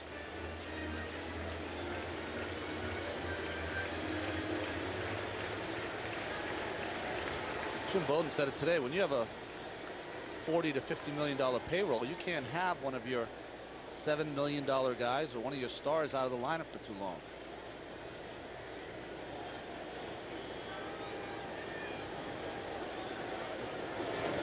Another stop by Brian Schneider. I think Jim Bowden's done a marvelous job acquiring players with limited funds, and Frank Robinson's done a good job managing. You know, they just can't control the injuries, and that's what has killed them, because they weren't real deep to begin with. Because of the injuries to frontline players, that forces reserves like Jamie Carroll to play much more than he would normally. Weakens your bench. You don't have those guys coming out of the dugout late in the game to get hits for you. A drive deep down the right field line, but hooking foul. You know, when you play Jamie Carroll every day too, you can't take a time off. Here we see Jim Bowden and his fiancee. Joy. When you have Jamie Carroll playing every day, you can't have him give Vinny Castilla a day off or Christian Guzman a day off, because he's out there. So the end result is not only do you lose Vidro, but you don't give a chance for your other starters to get a day off occasionally. Yeah, and guys like Carroll are not used to playing every day, or suddenly in there every day, and they start to wear down.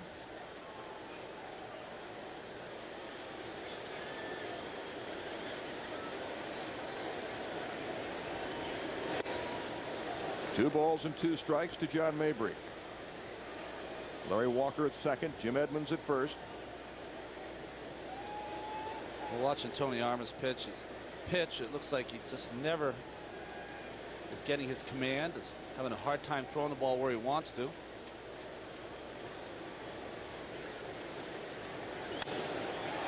Hit high and deep down the right field line, but foul.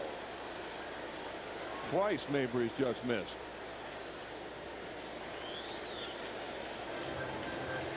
See, Armas holding his lower back on the left side. I wonder if his back might be bothering him. Thrown 99 pitches so far. Maybe old school without the batting gloves. And trying to keep that fair with a little body English. 3-2, and now the runners will be moving.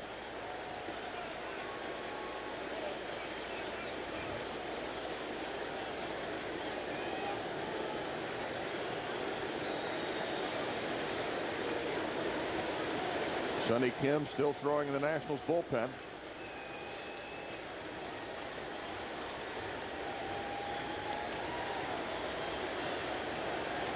The runners go into right field. Base hit. Walker is in to score. Edmonds goes to third.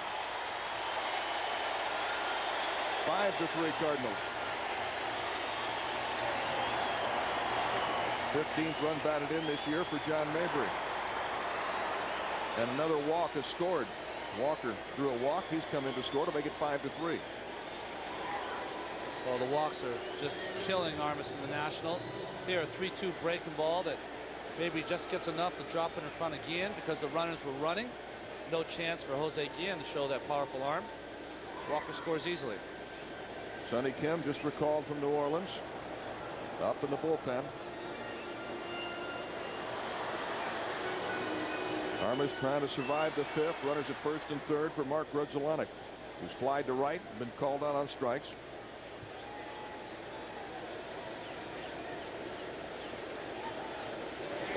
Oh, Brian Schneider's been incredible, hasn't he? That's at least 5 pitches Armas has bounced, and they haven't gotten by him. Saved a run with Edmonds at third base. Just gets all the way over there in the left-handed batter's box to block that pitch. You're seeing a clinic by Schneider tonight. Unbelievable.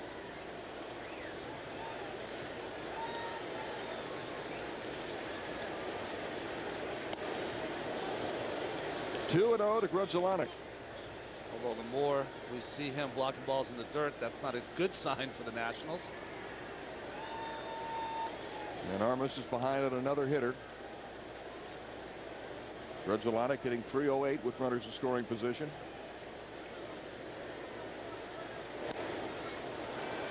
Two and one. Armas has thrown 30 pitches in this inning alone. It's up over 100 already. He's not going to be able to go too much longer anyway. Averaging more than 20 pitches per inning. You want to be around 12. That's the highest limit usually want to throw an inning. 12 to 15.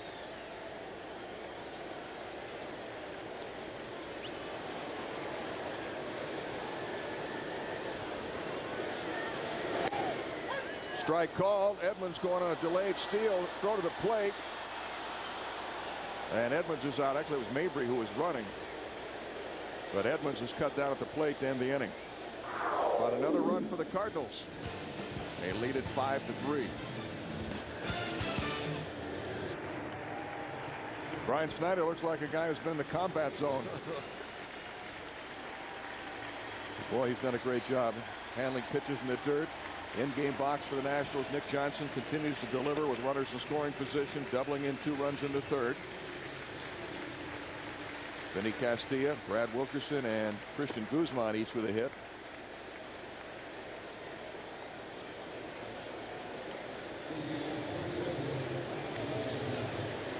This is the wife of late Cardinal pitcher Darryl Kyle, his wife and kids being driven around so that fans can say hello to them. Kyle, who unfortunately passed away.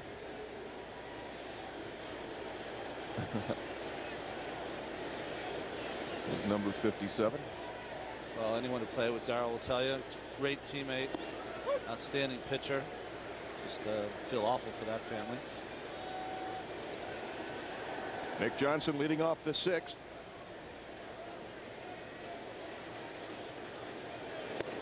Well, we're getting to that point we talked about. If a starter gets through 6 and then Tony La Russa, unless the starter is just so overpowering, he'll go to his bullpen and left right you to death.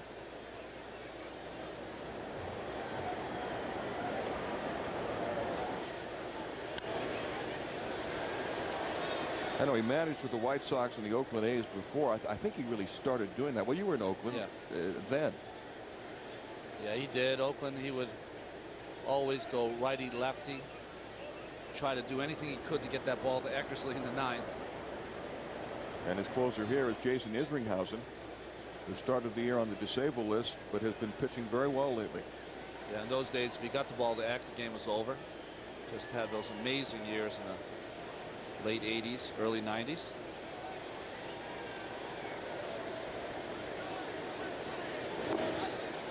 And Nick Johnson gets hit by a pitch. Hit him in the foot. So that'll bring the potential tying run to the plate in Jose Guillen. Well, it's a slider down and in. Just catches him on the back of the left foot. Of course, that's the foot you use to drive with. It's hard to take that out of, get that foot out of the way. Hits him right on top of the foot. Now Morris to face. Jose Guillen is grounded out twice.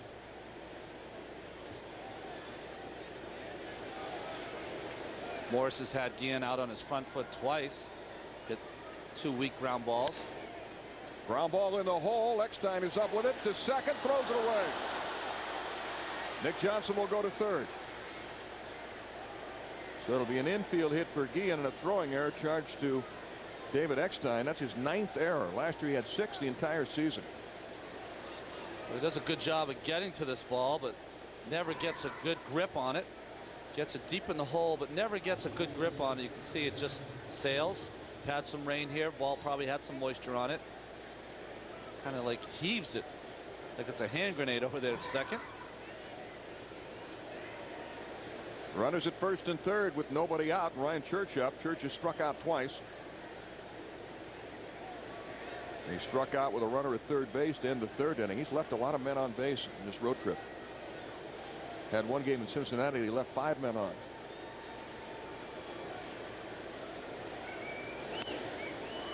Ball 1. 5 runs, 5 hits, 2 errors for the Cardinals. 3 runs, 4 hits, 2 errors for the Nationals. This would be a great game to come back on. St. Louis already scoring 5 runs. Get back even with him this inning. 1-1 to Ryan Church. Matt Morris throwing a lot of breaking balls. I think we saw in Cincinnati Eric Milton, who has a good fastball, throw a lot of breaking balls. And the more I see pitchers going after the Nationals like this has to be the universal game plan of teams in the National League. Yeah, we saw Milton do it for 8 innings. So the next night, Brandon Clausen, the starter for the Reds, did the same thing. Beaten foul, 1-2. Well, you've got guys like particularly Vinny Castilla and Jose Guillen, who are fastball hitters. Nick Johnson, another.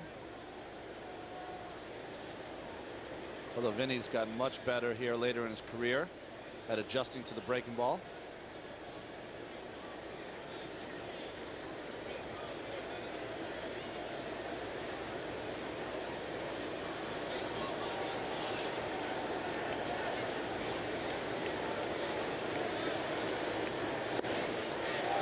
Breaking ball swung out and missed, and Church strikes out for the first out. 6 strikeouts tonight for Matt Morris. Well, what's the pitcher trying to do with a guy on third? He's trying to strike you out or pop you up and defeat that. You're trying not to do that. Ryan Church does it, swing a ball in the dirt. You really have to cut down your swing there if you can and somehow put the ball in play. Vinny Castilla up with 1 out and runners at first and third. He singled and grounded out. He blooped to single to left field in the second inning. Gets under one and skies it high. Way up there. And retired by John Mabry. 2 outs.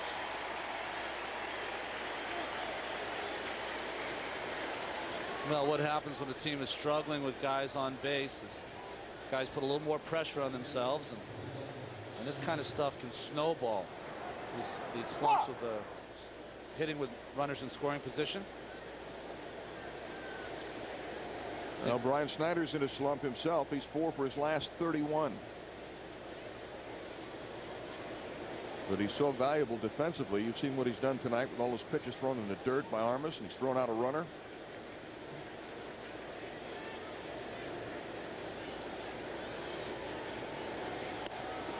Breaking ball, misses.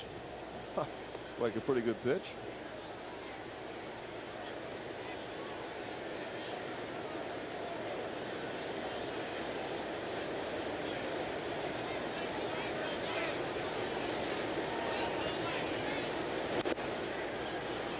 Foul ball, 1 ball, 1 strike to Brian Snyder, who's hitting just .226 with runners in scoring position. Well, Matt Morris' favorite pitch so far to the left-handers is that little slider. It stays down and in on the left-handers.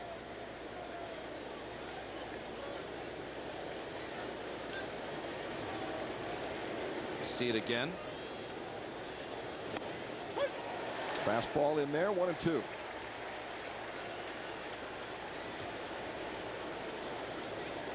Both of Snyder's home runs this year have come off right-handers.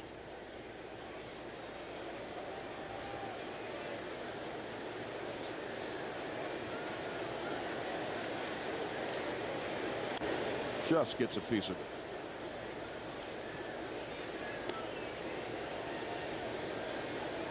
You know, Matt Morris has gone entire at bats against the Nationals without throwing a fastball. Done that here. Started with a curveball, 2 sliders in, another curveball.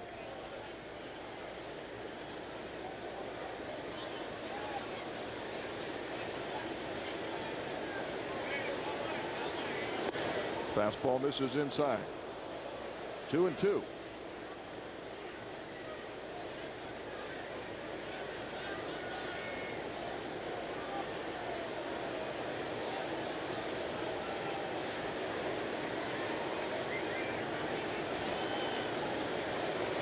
Struck him out. Nationals lead runners at first and third. Bottom of the 6th coming up. Cardinals 5, Nationals 3. Welcome back to St. Louis. Mel Proctor, Ron Darling, the opener of this 3-game series, and the Cardinals lead 5-3.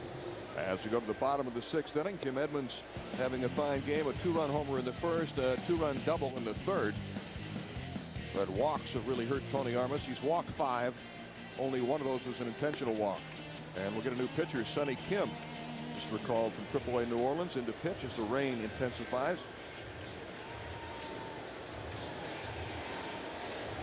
Well, Frank Robinson had Sonny Kim up for a long time, so figures you might as well bring him in the game. Arm has struggled. You said it, Mel, with the walks. And in trouble every inning.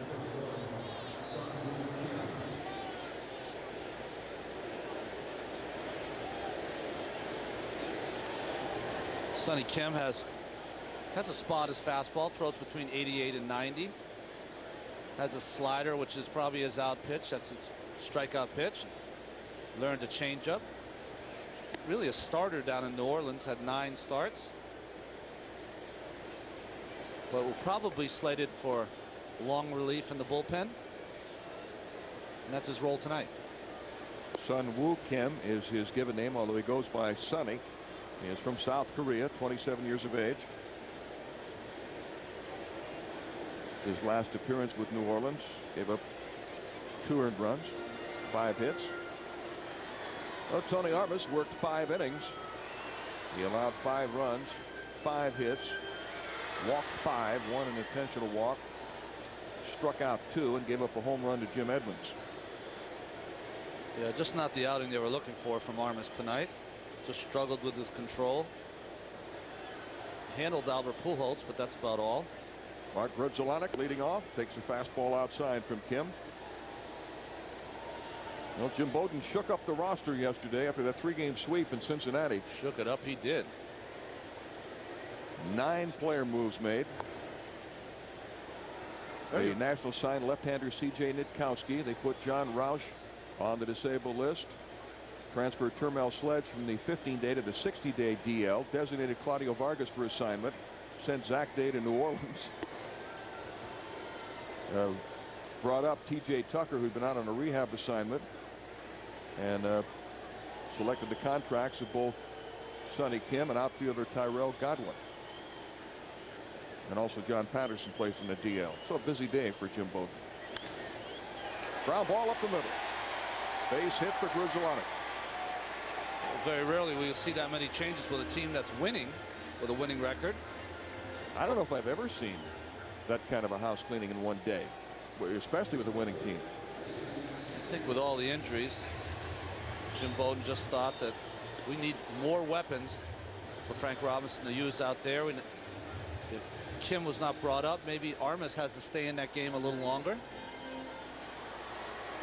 They just want some pitchers who are going to throw strikes and not stop nibbling like Zach Day and Claudio Vargas were doing. And then tonight, Tony Armas. Reggie Sanders has struck out and singled. Time call.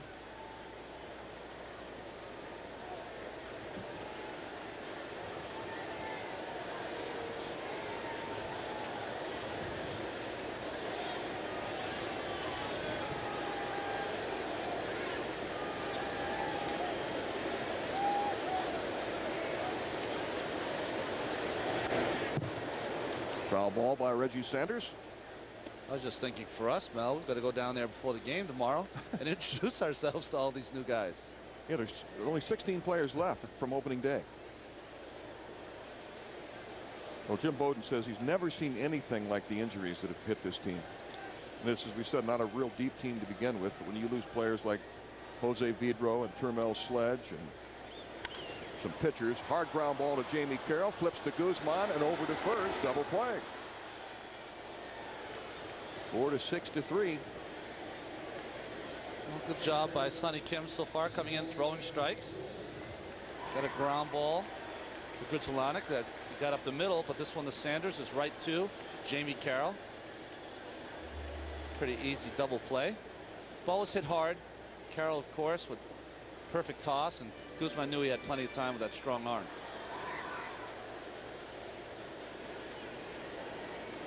Yadier Molina up.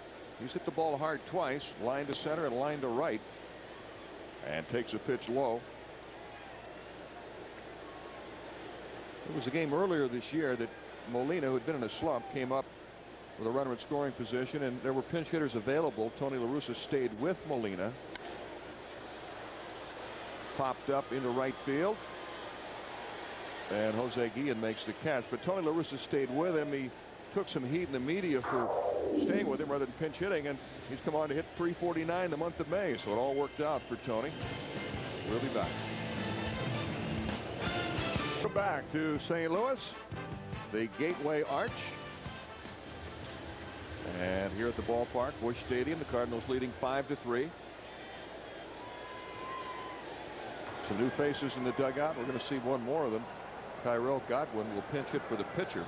But first is Christian Guzman. Matt Morris working into the 7th. Morris has now worked at least 6 innings in 6 out of 8 starts this year.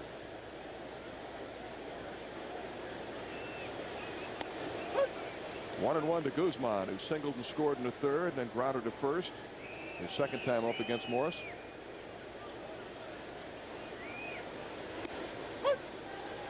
One and two. You can see Christian Guzman mouthing that was high. I thought the same, Christian. In the air to center. Jim Edmonds has it for the first out. And that'll bring up Tyrell Godwin, who will pinch hit for the pitcher. Godwin making his major league debut.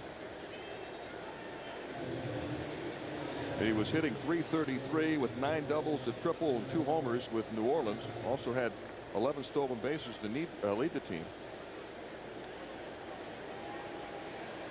So he will bat for Sonny Kim.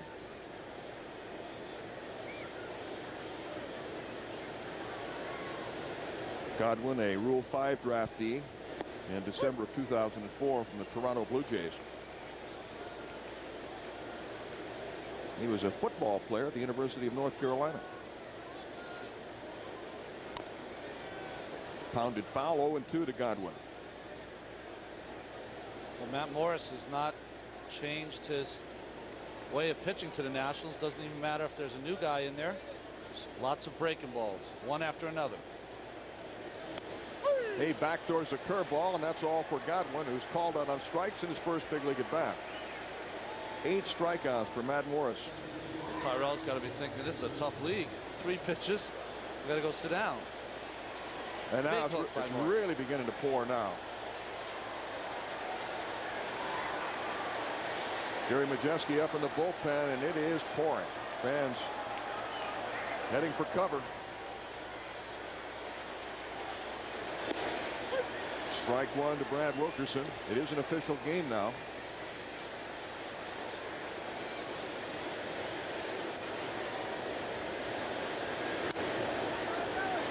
Ground ball to the first baseman, Pujols. He races to the bag for the out. 3 up, 3 down. Bottom of the 7th coming up. Cardinals 5, Nationals 3. We're back to Busch Stadium in St. Louis following a rain delay. We're about ready to resume play in the bottom of the 7th. Gary Majeski has come on to pitch for the Nationals, picking up for Sonny Kim, who was lifted for a pinch hitter. And Tony La Russa, the Cardinals manager, is going to send up Scott Seabold, a pinch hitter, for Matt Morris. So Morris is finished for the night. Well, Seabold got the call up because Scott Rowland's injury. Seabold, one of those guys that has been in the minor leagues forever, finally getting his chance. Only had 1 plate appearance for the New York Yankees in his career before being called up on May 12th. 29-year-old outfielder hit 31 home runs last year at AAA. As a pinch hitter so far this year, he is 1 for 4. So it'll be Seabold, David Eckstein, and Larry Walker to face Gary Majeski. Looks like Majeski wants a new rosin bag. Just threw one off the field. Trying to get him a new one. That one probably got wet. So Matt Morris worked 7 innings. They allowed 3 runs, 5 hits, walked none, struck out 6, and hit a batter. So things going according to schedule as far as Tony La Russa is concerned.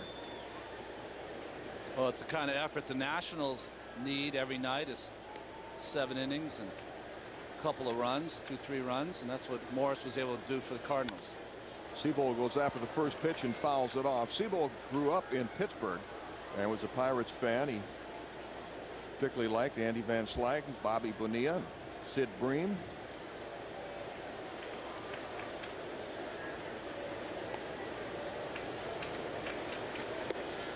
Good breaking ball, 0-2. Now, Seabold's parents have really been creative. They would have named him Jonathan Livingston Seabold.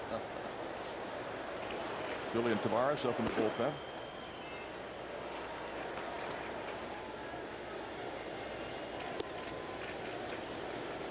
1-2 to the pinch hitter, Scott Seabold. Well, they have that diamond dry on the mound there, and you see Gary Majeski pawing at it.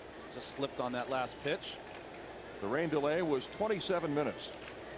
It's amazing how efficient the grounds crew were. What was really interesting to watch them. I mean, they were so efficient.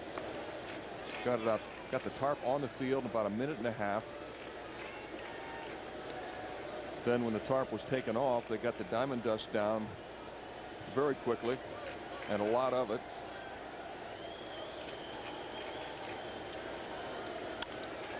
Line drive to left, a base hit for Scott Seabold.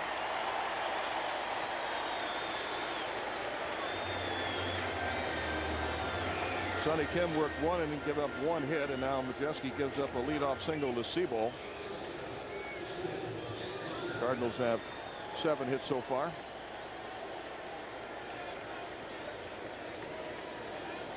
Brian Snyder out to talk with Majeski as David Eckstein, the leadoff batter, will come up.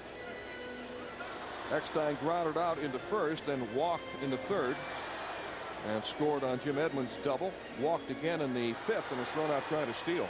You have to be aware of this bunt here. David Eckstein, a good bunter, sees already turned around.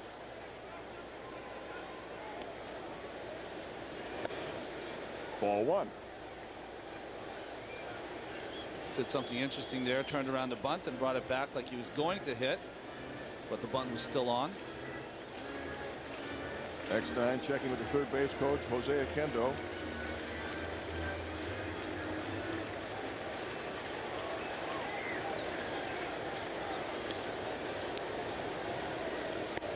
I don't know if I've seen a hitter do that. Usually they either square around the bunt, and then if they're not going to bunt, pull the bat back and swing, or not commit to the bunt. But he's faking the bunt, pulling the bat back, and then bunting, trying to. 2-0 now. It could change here. Eckstein does all the little things you want in a leadoff guy. Draws walks. He can bunt. He can hit behind the runner very well. You can play hit and run with him. He really, unless if he's your teammate, you love him. But if you don't, he's a real royal pain up there. Pesky. And he's the toughest hitter in the league to strike out.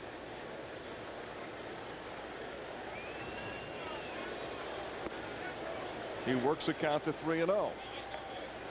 This is kind of a pet peeve with Frank Robinson too. He figures if a guy's up there to bunt, throw him a strike and let him bunt it. So he's bunting, and now he pulls it back like he's going to hit, and then back to the bunting position. Majeski in with a strike, 3-1. Eckstein is averaging 1 strikeout per 20.3 plate appearances. Best in the majors.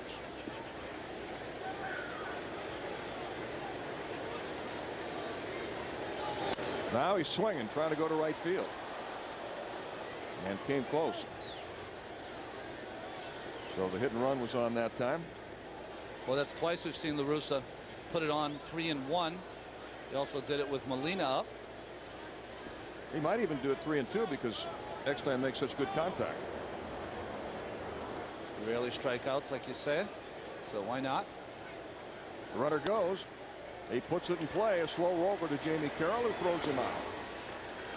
But Seabold moved into scoring position. It's all those little things that David Eckstein does. Gets the runner over. C.J. Nitkowski, just acquired by the Nationals from the Pirates organization, heating up in the bullpen. Since Joey Eischen got hurt, breaking his right arm, and Joe Horgan was ineffective and sent down, they have not had a left-hander in the bullpen, although Majeski has done a great job against lefties. Well, Nitkowski is getting ready for Jim Edmonds, of course, who is the hitter after Albert Pujols. Left-handed batters are 4 for 32, hitting 125 off Majeski.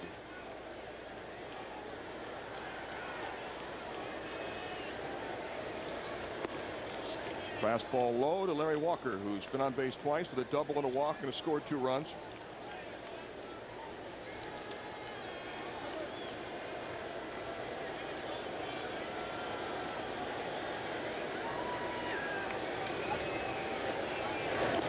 This one gets by Brian Snyder. One was bound to, I mean, there must have been at least 10 pitches bounced in the dirt tonight, and that's the only one that got by him. That'll be a wild pitch.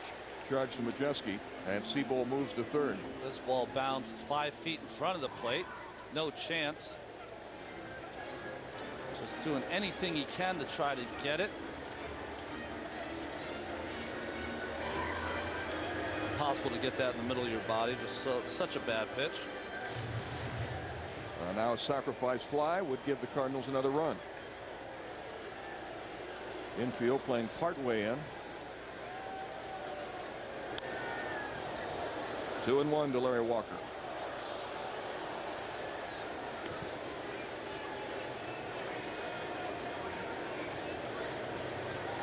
Big crowd here tonight. 47,383 at Busch Stadium. Big crowds expected for all 3 games in this series. So the infield's halfway. Fastball for a strike. 2-2.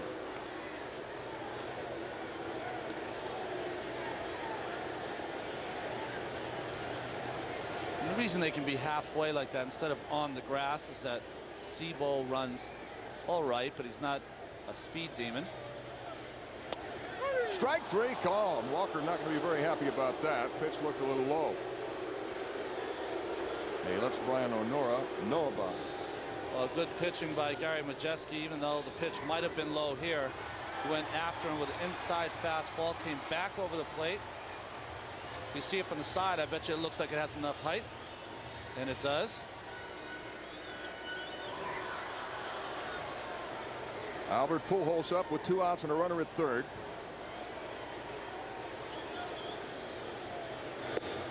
Way outside. As much as Tony Armas struggled tonight, he did a good job on Pujols. He grounded out twice. He did walk him into third.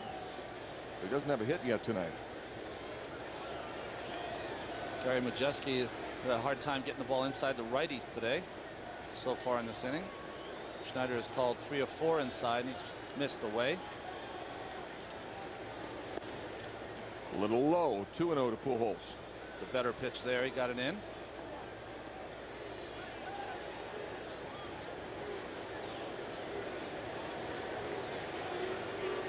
Tony Armas got Albert Pujols to swing at a couple of sliders that he weakly hit. Let's see if Majewski goes to the slider. Popped up foul out of play. That was a fastball.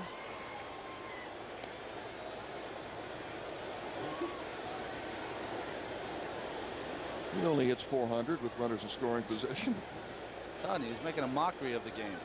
Certain guys come along that just, you know, you already talked about it now. You start mentioning him in the same name as Ted Williams, DiMaggio's, and people like that. That almost hit him.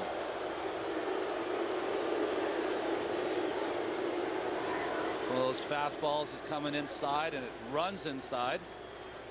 Albert just gets out of the way.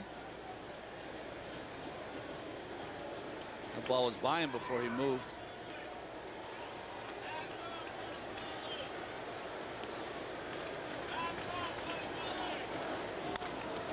Ground ball to third. Castillo over to first, and the Cardinals leave a runner at third base. Good job of pitching by Gary Majewski. It's still 5-3 Cardinals. Back to St. Louis, we go to the 8th inning, and the Cardinals leading 5-3. Tuesday on UPN 20. What's it like being a superstar? The real story behind the lives of Brittany and Kevin. Chaotic Tuesday at 9 p.m. on UPN 20, the national station. Veteran right-hander Julian Tavares comes into pitch in the 8th inning. Well, he's got good stuff. He has been around a long time. Appeared in 22 games this year. He has real hard sinker, a 90-mile-plus-hour sinker. Also throws a slider and a little split finger change.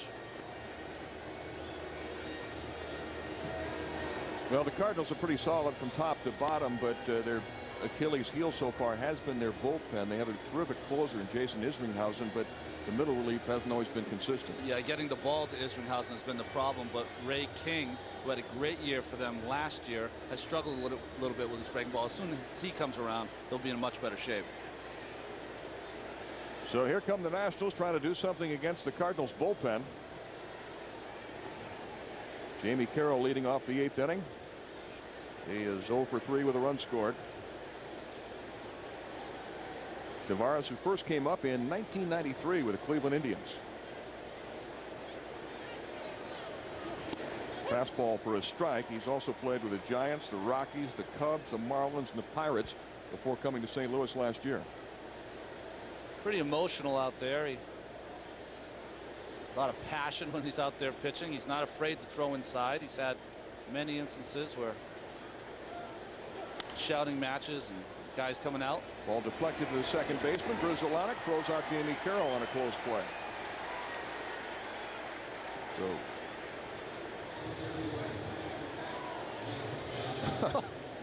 okay, is this a protest of some kind?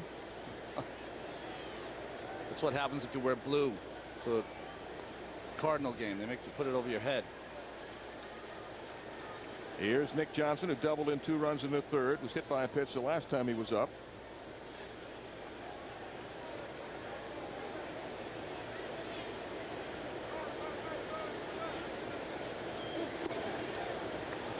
Ball 1 to Nick. Julian Tavares, one of those guys you can use in any role. He can start, he can close, he can pitch middle relief. You can use him a lot. Rubber arm, recovers quickly.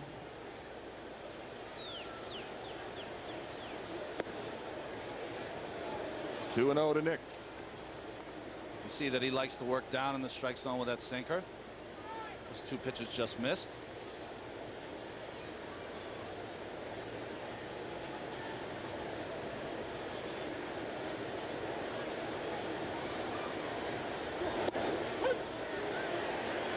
Two and 1.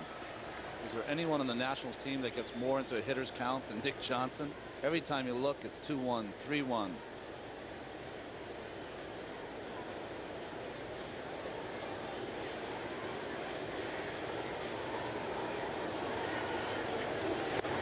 Slider misses. 3 and 1. Well, if Johnson can get on, that would bring the potential tying run to the plate in Jose Guillen.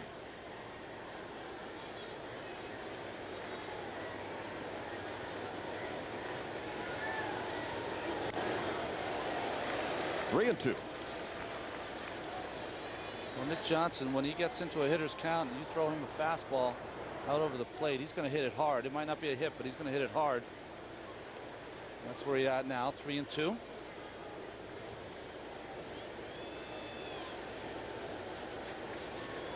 Sometimes pitchers pitch to the count, or the run scored, sorry. Cardinals up by 2. You think that Tavares would have to throw a fastball here?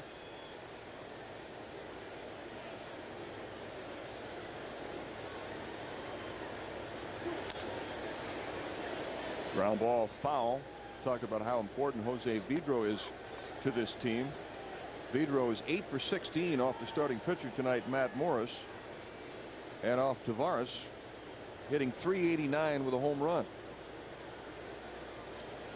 They miss his bat. They miss his defense, his leadership in the clubhouse.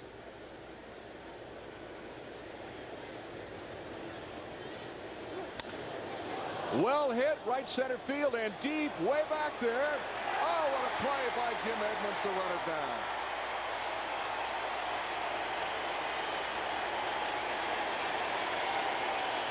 Well, it's just a joy to watch Jim Edmonds play defense. He just gets the greatest jumps on the ball. He doesn't have not the fastest guy, but just gets great jumps. Nick here, you see him stumble coming out of the box. This ball looked like easy double. He just ran it down. You can see here at the end, he's trying to protect himself because that warning track's probably very slippery and wet. Well, you made the point a couple of times this year that Brad Wilkerson, the national center fielder, reminds you of Jim Edmonds, who has 6 gold gloves to his credit. Yeah, he does. Wilkerson's the same. Maybe not the fastest man, but gets a great jump on the ball.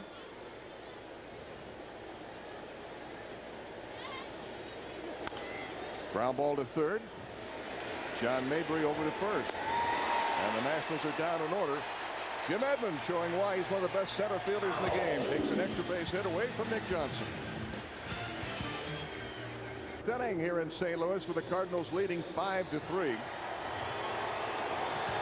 Well, tomorrow Esteban Loaiza will take the mound. He's been the most consistent starter, but had a rough outing in his last start in Cincinnati, giving up 5 runs, 11 hits in 5 innings. We'll have the game for you tomorrow at 7 p.m. Eastern Time on UPN 20 in the Mid-Atlantic Sports Network. Sunday's game at 2 p.m. in the afternoon on Channel 20 and Masson, and then it's back home for Memorial Day game against the Atlanta Braves Thursday, UPN 20 and Masson at 3 p.m. A tough schedule ahead with the Braves followed by the Florida Marlins. Here's C.J. Mitkowski, a left-hander acquired from the Pirates organization, making his debut for the Nationals. He doesn't want those numbers up too long, his career against the Cardinals, but this year so far, left-handers are hitting .042 against him, 1 for 24 while he was down in Indianapolis.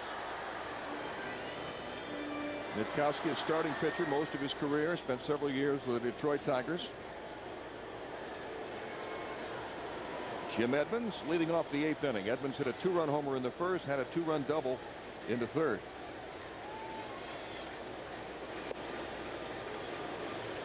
Ball 1. I mentioned the Cardinals are 25-0 in leading after 7 innings. When leading after 8 innings, they're even better than that, 27-0. And Jason Isringhausen, their closer, is getting ready for the 9th.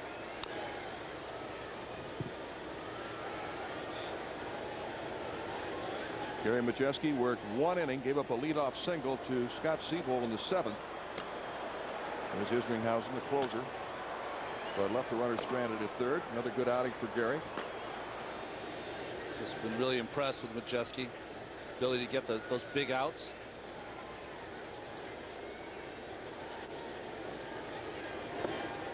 Fastball low to Jim Edmonds.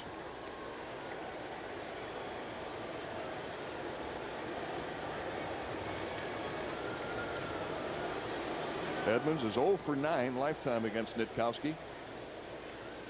Oh, man. That was strange. He swung at the pitch, but the ball almost hit him. The ball was going to hit him, and Barry Weinberg, the trainer, is coming out. might have caught part of his hand and the bat.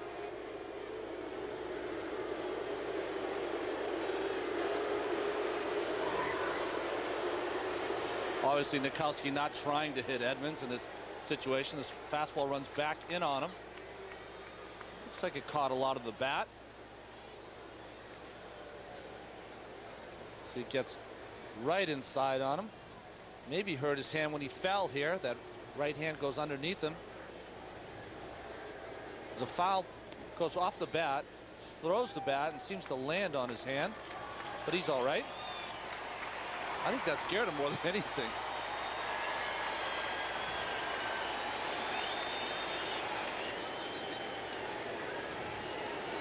Two and two to Jim Edmonds.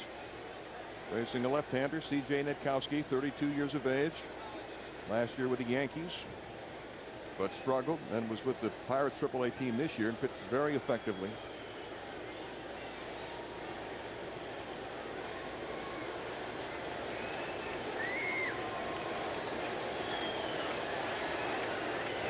Slider low, 3-2.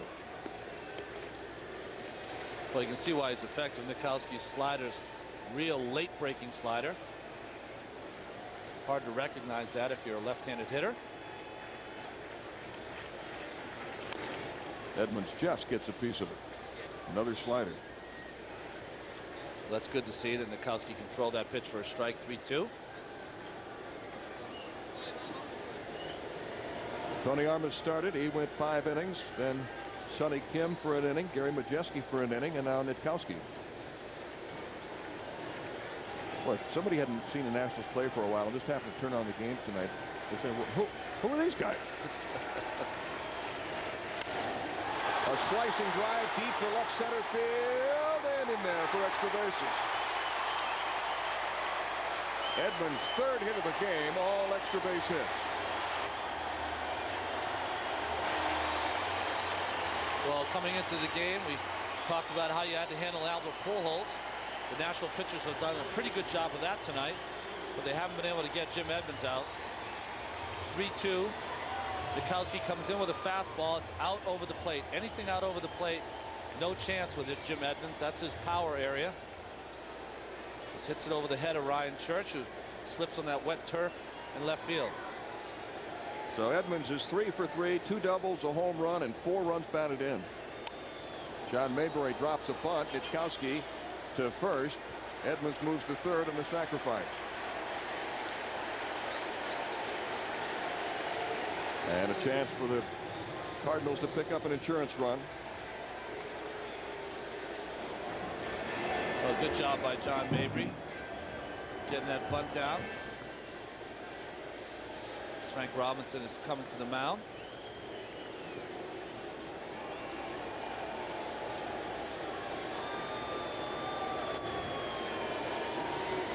Mark Grudzielanek due up. And that's all for Nitkowski.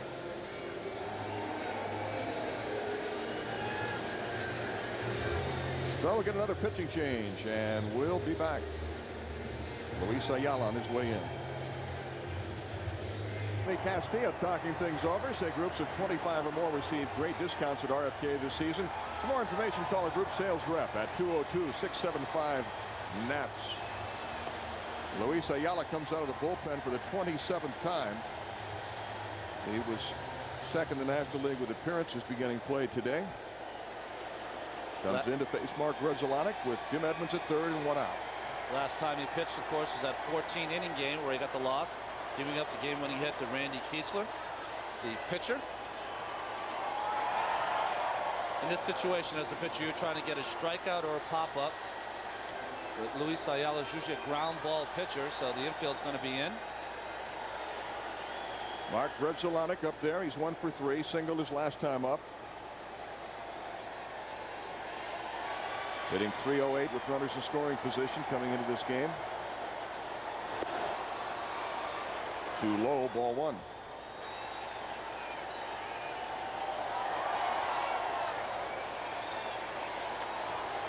Grudzielanek in the past, he played with the Cubs, is one of those guys that you might use in a suicide squeeze situation. Good bunter. Ground ball foul. He is 0 for 5 lifetime against Luis Ayala. Ayala's been very tough on right-handers this year. They're hitting just 176 off of him. Lefties have hit him well, 379. Well, he has that nasty sinker that goes down and into right-handed hitters. Not as effective against lefties who can punch that ball to the opposite field.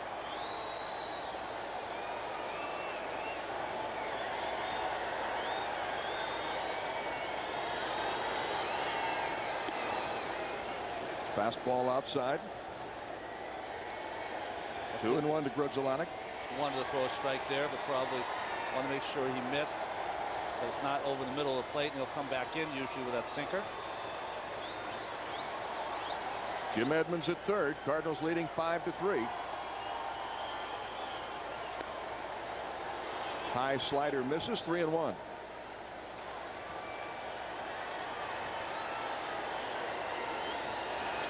Grudzielanek, just a good hitter, uses the whole field, hit it where it's pitched, gets a lot of doubles.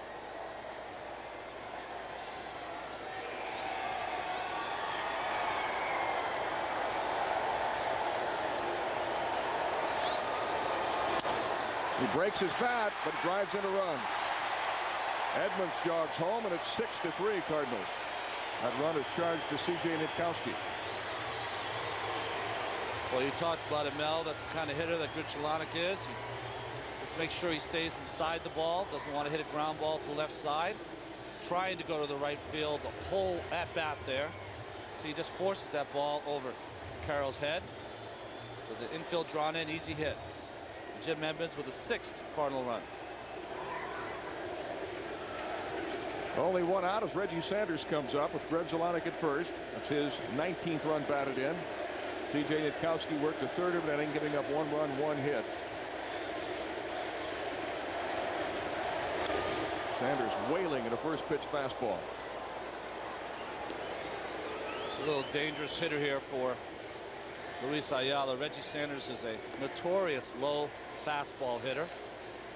But you can get him out with letter high fastballs. Absolutely. He has a hard time laying off those pitches. Most guys, you say you want to pitch them down in the zone, but not Reggie Sanders.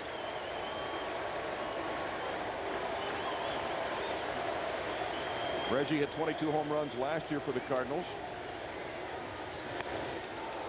And Ayala gets a fastball by him. He became the first major leaguer in history to collect 20 or more home runs with 6 different teams. He said every place he goes, he's effective. Really good player to have on your bench. Every place he goes, he seems to wind up cashing postseason checks. 5 postseason appearances, 3 times in the World Series. With Arizona in 2001, the Giants in 2002, and the Cardinals last year. One of those good luck charms, like Craig Counsell in Florida, and then went to Arizona. Reggie spent most of his career with the Cincinnati Reds, and although very talented, gained the reputation of being a brittle player who was often injured.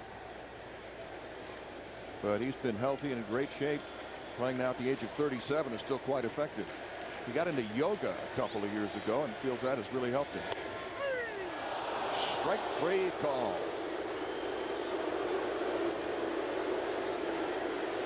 Well, you had it right. That's that pitch up. He just doesn't see it as well as that ball down. This ball's letter high. Ryan Norris said, yeah, that's a strike. That's got to be the top of the strike zone, though. Very close. Reggie's not feeling it. 2 outs, and the catcher Yadier Molina coming up. He's 0 for 3. Lined out twice, flied out.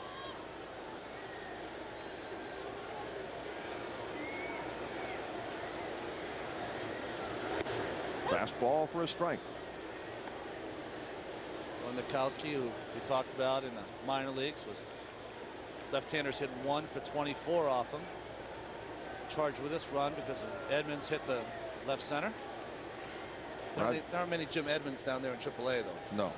Roger Cedeno is on deck should the pitcher spot come up. Grudzielanek draws a throw.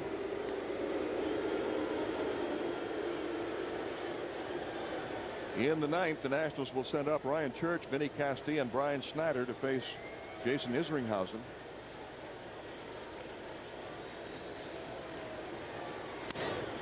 Line foul just off the front of the Cardinal dugout.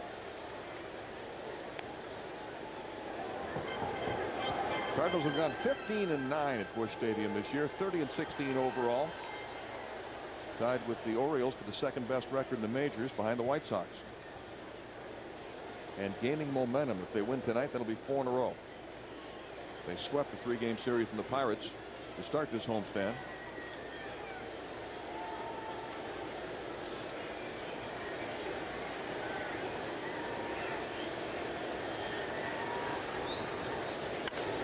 Hard ground ball, bad hop. Jamie Carroll stays with it and makes the play.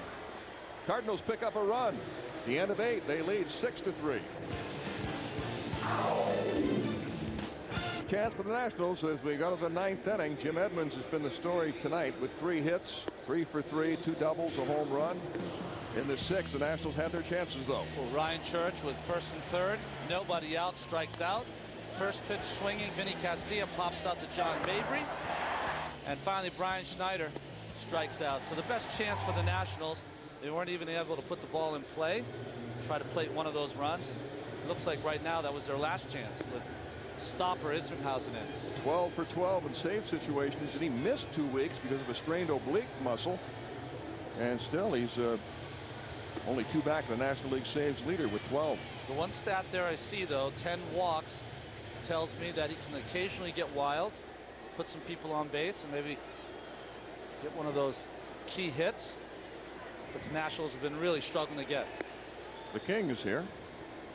He has not left the building. At some point, you have to make the decision that you're going to wear that. You know, there's got to be a thought process at some point where you go, you know what, I think I'm going with Elvis today. Yeah, I'll go with the King look tonight. Kids won't mind. Honey, where's my Elvis outfit? Yeah, that looks like late Vegas. Elvis. Ryan Church trying to get something started in the 9th. Strike called. Isringhausen originally came up with your old team, the New York Mets, as a starting pitcher and had a lot of injuries early in his career. has now developed into one of the game's best closers. Well, at a time, it was Isringhausen, Paul Wilson, and Bill Pulsifer. Those three guys were supposed to be the future for the New York Mets. It didn't work out that way. Breaking ball low. Isringhausen has 113 saves as a Cardinal. That's fourth on the all-time saves list for the Cards, 14 back of Bruce Sutter.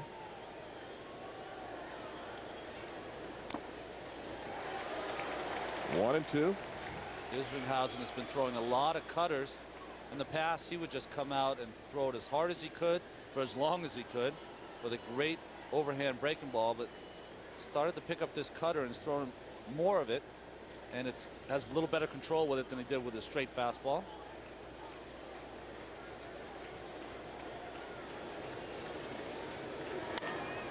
A weak ground ball to the second baseman. Rizalonic for the first out. One down tonight. Isringhausen missed all of the 1998 season after undergoing elbow surgery.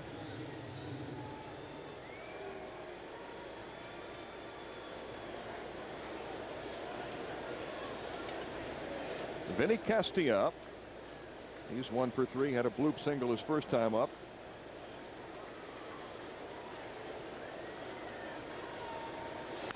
Fastball fouled back. So many fastballs that are thrown to Vinny Castilla that aren't attempted at.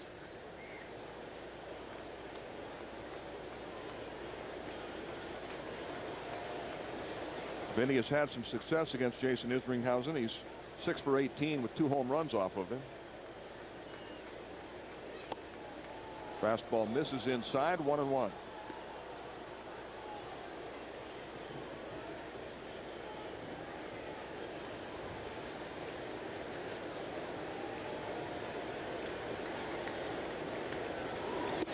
Another fastball.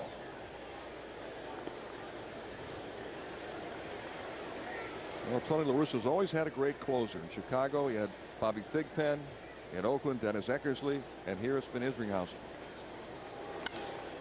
Line drive, right field, base hit for Vinny.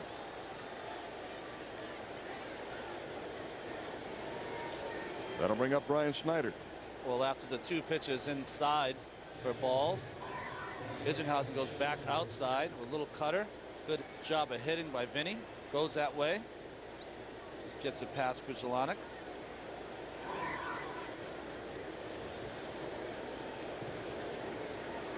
And now Brian Snyder coming up to face Isringhausen, who led the National League in saves last year with 47.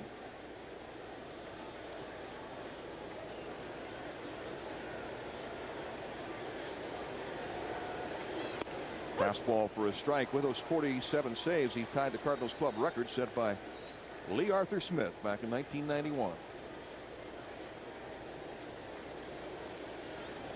Take Lee about 10 minutes to come into the game. Had that slow walk from the bullpen. It's a high drive to center field and deep. Jim Edmonds with plenty of room. 2 outs. Lee Smith had a great saying. I mean, he'd come into a game, bases loaded, the fans are going crazy. Nothing seemed to faze him. He said, there are only 2 things that bother me: when I'm not throwing strikes and when the fish aren't biting.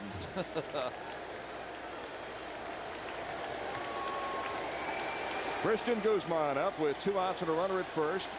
He had a single his first time up against Matt Morris.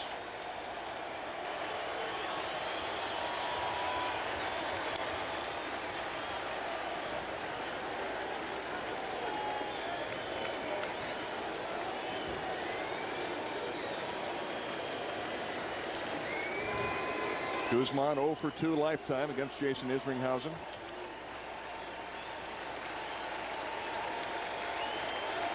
Guzman, a switch hitter, hitting much better from this side of the plate. Hitting around 250 left-handed. Right-handed, he's been an automatic out.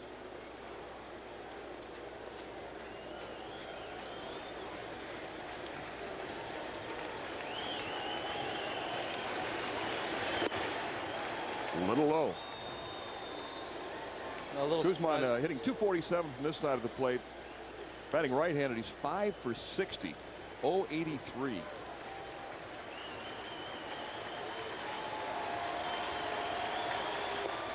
In the dirt, 3-1 to Guzman. Looks like Isringhausen might have hurt himself. Well, maybe not. He has been walking around kind of tentative the entire inning. I don't know.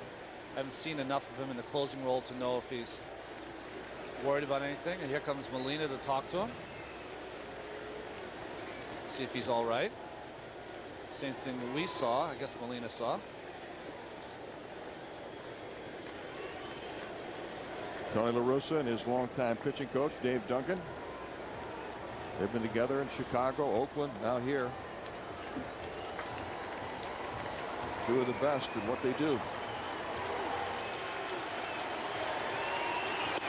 Fastball in there, 3-2. Well, they got a wealth of knowledge in that dugout. Hal McRae's the hitting coach.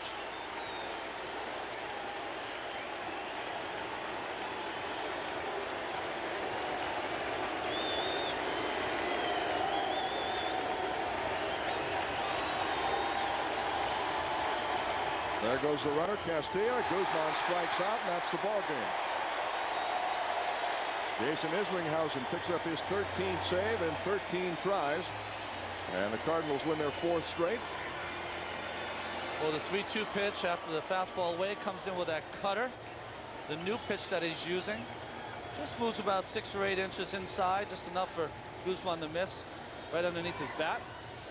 So Isringhausen picks up his 13th save. Matt Morris is the winning pitcher. He's now 5-0. Cardinals win it 6-3. We'll be back. To St. Louis, the troubles continue for the Nationals on this road trip. They're now 1-6. Cardinals win it 6-3. Matt Morris now 5-0. Jason Isringhausen is perfect, 13 out of 13 save situations, and Tony Armas takes a loss. But this was the Jim Edmonds show from the get-go. It really was. Matt Morris gave him 7 strong innings, but Jimmy Edmonds tonight was all over the pitches, especially starting with Armas. In the first inning, gets a little changeup up in the zone and just hits a towering fly ball to center field that just kept carrying. Long home run to center field. First 2 runs for the Cardinals. And in the 3rd inning, catch a little slider down and in. He hits that over the head of Wilkerson. Another 2-run double, 4 RBIs. And in the 8th inning against Nikowski, who's been almost perfect in AAA, only 1 hit and 24 at-bats from left-hander. He hits this double to left center over the head of Ryan Church. And like you said, Mel, all Edmonds tonight. And the Cardinals improve their record to 31-16. Back with more in a minute.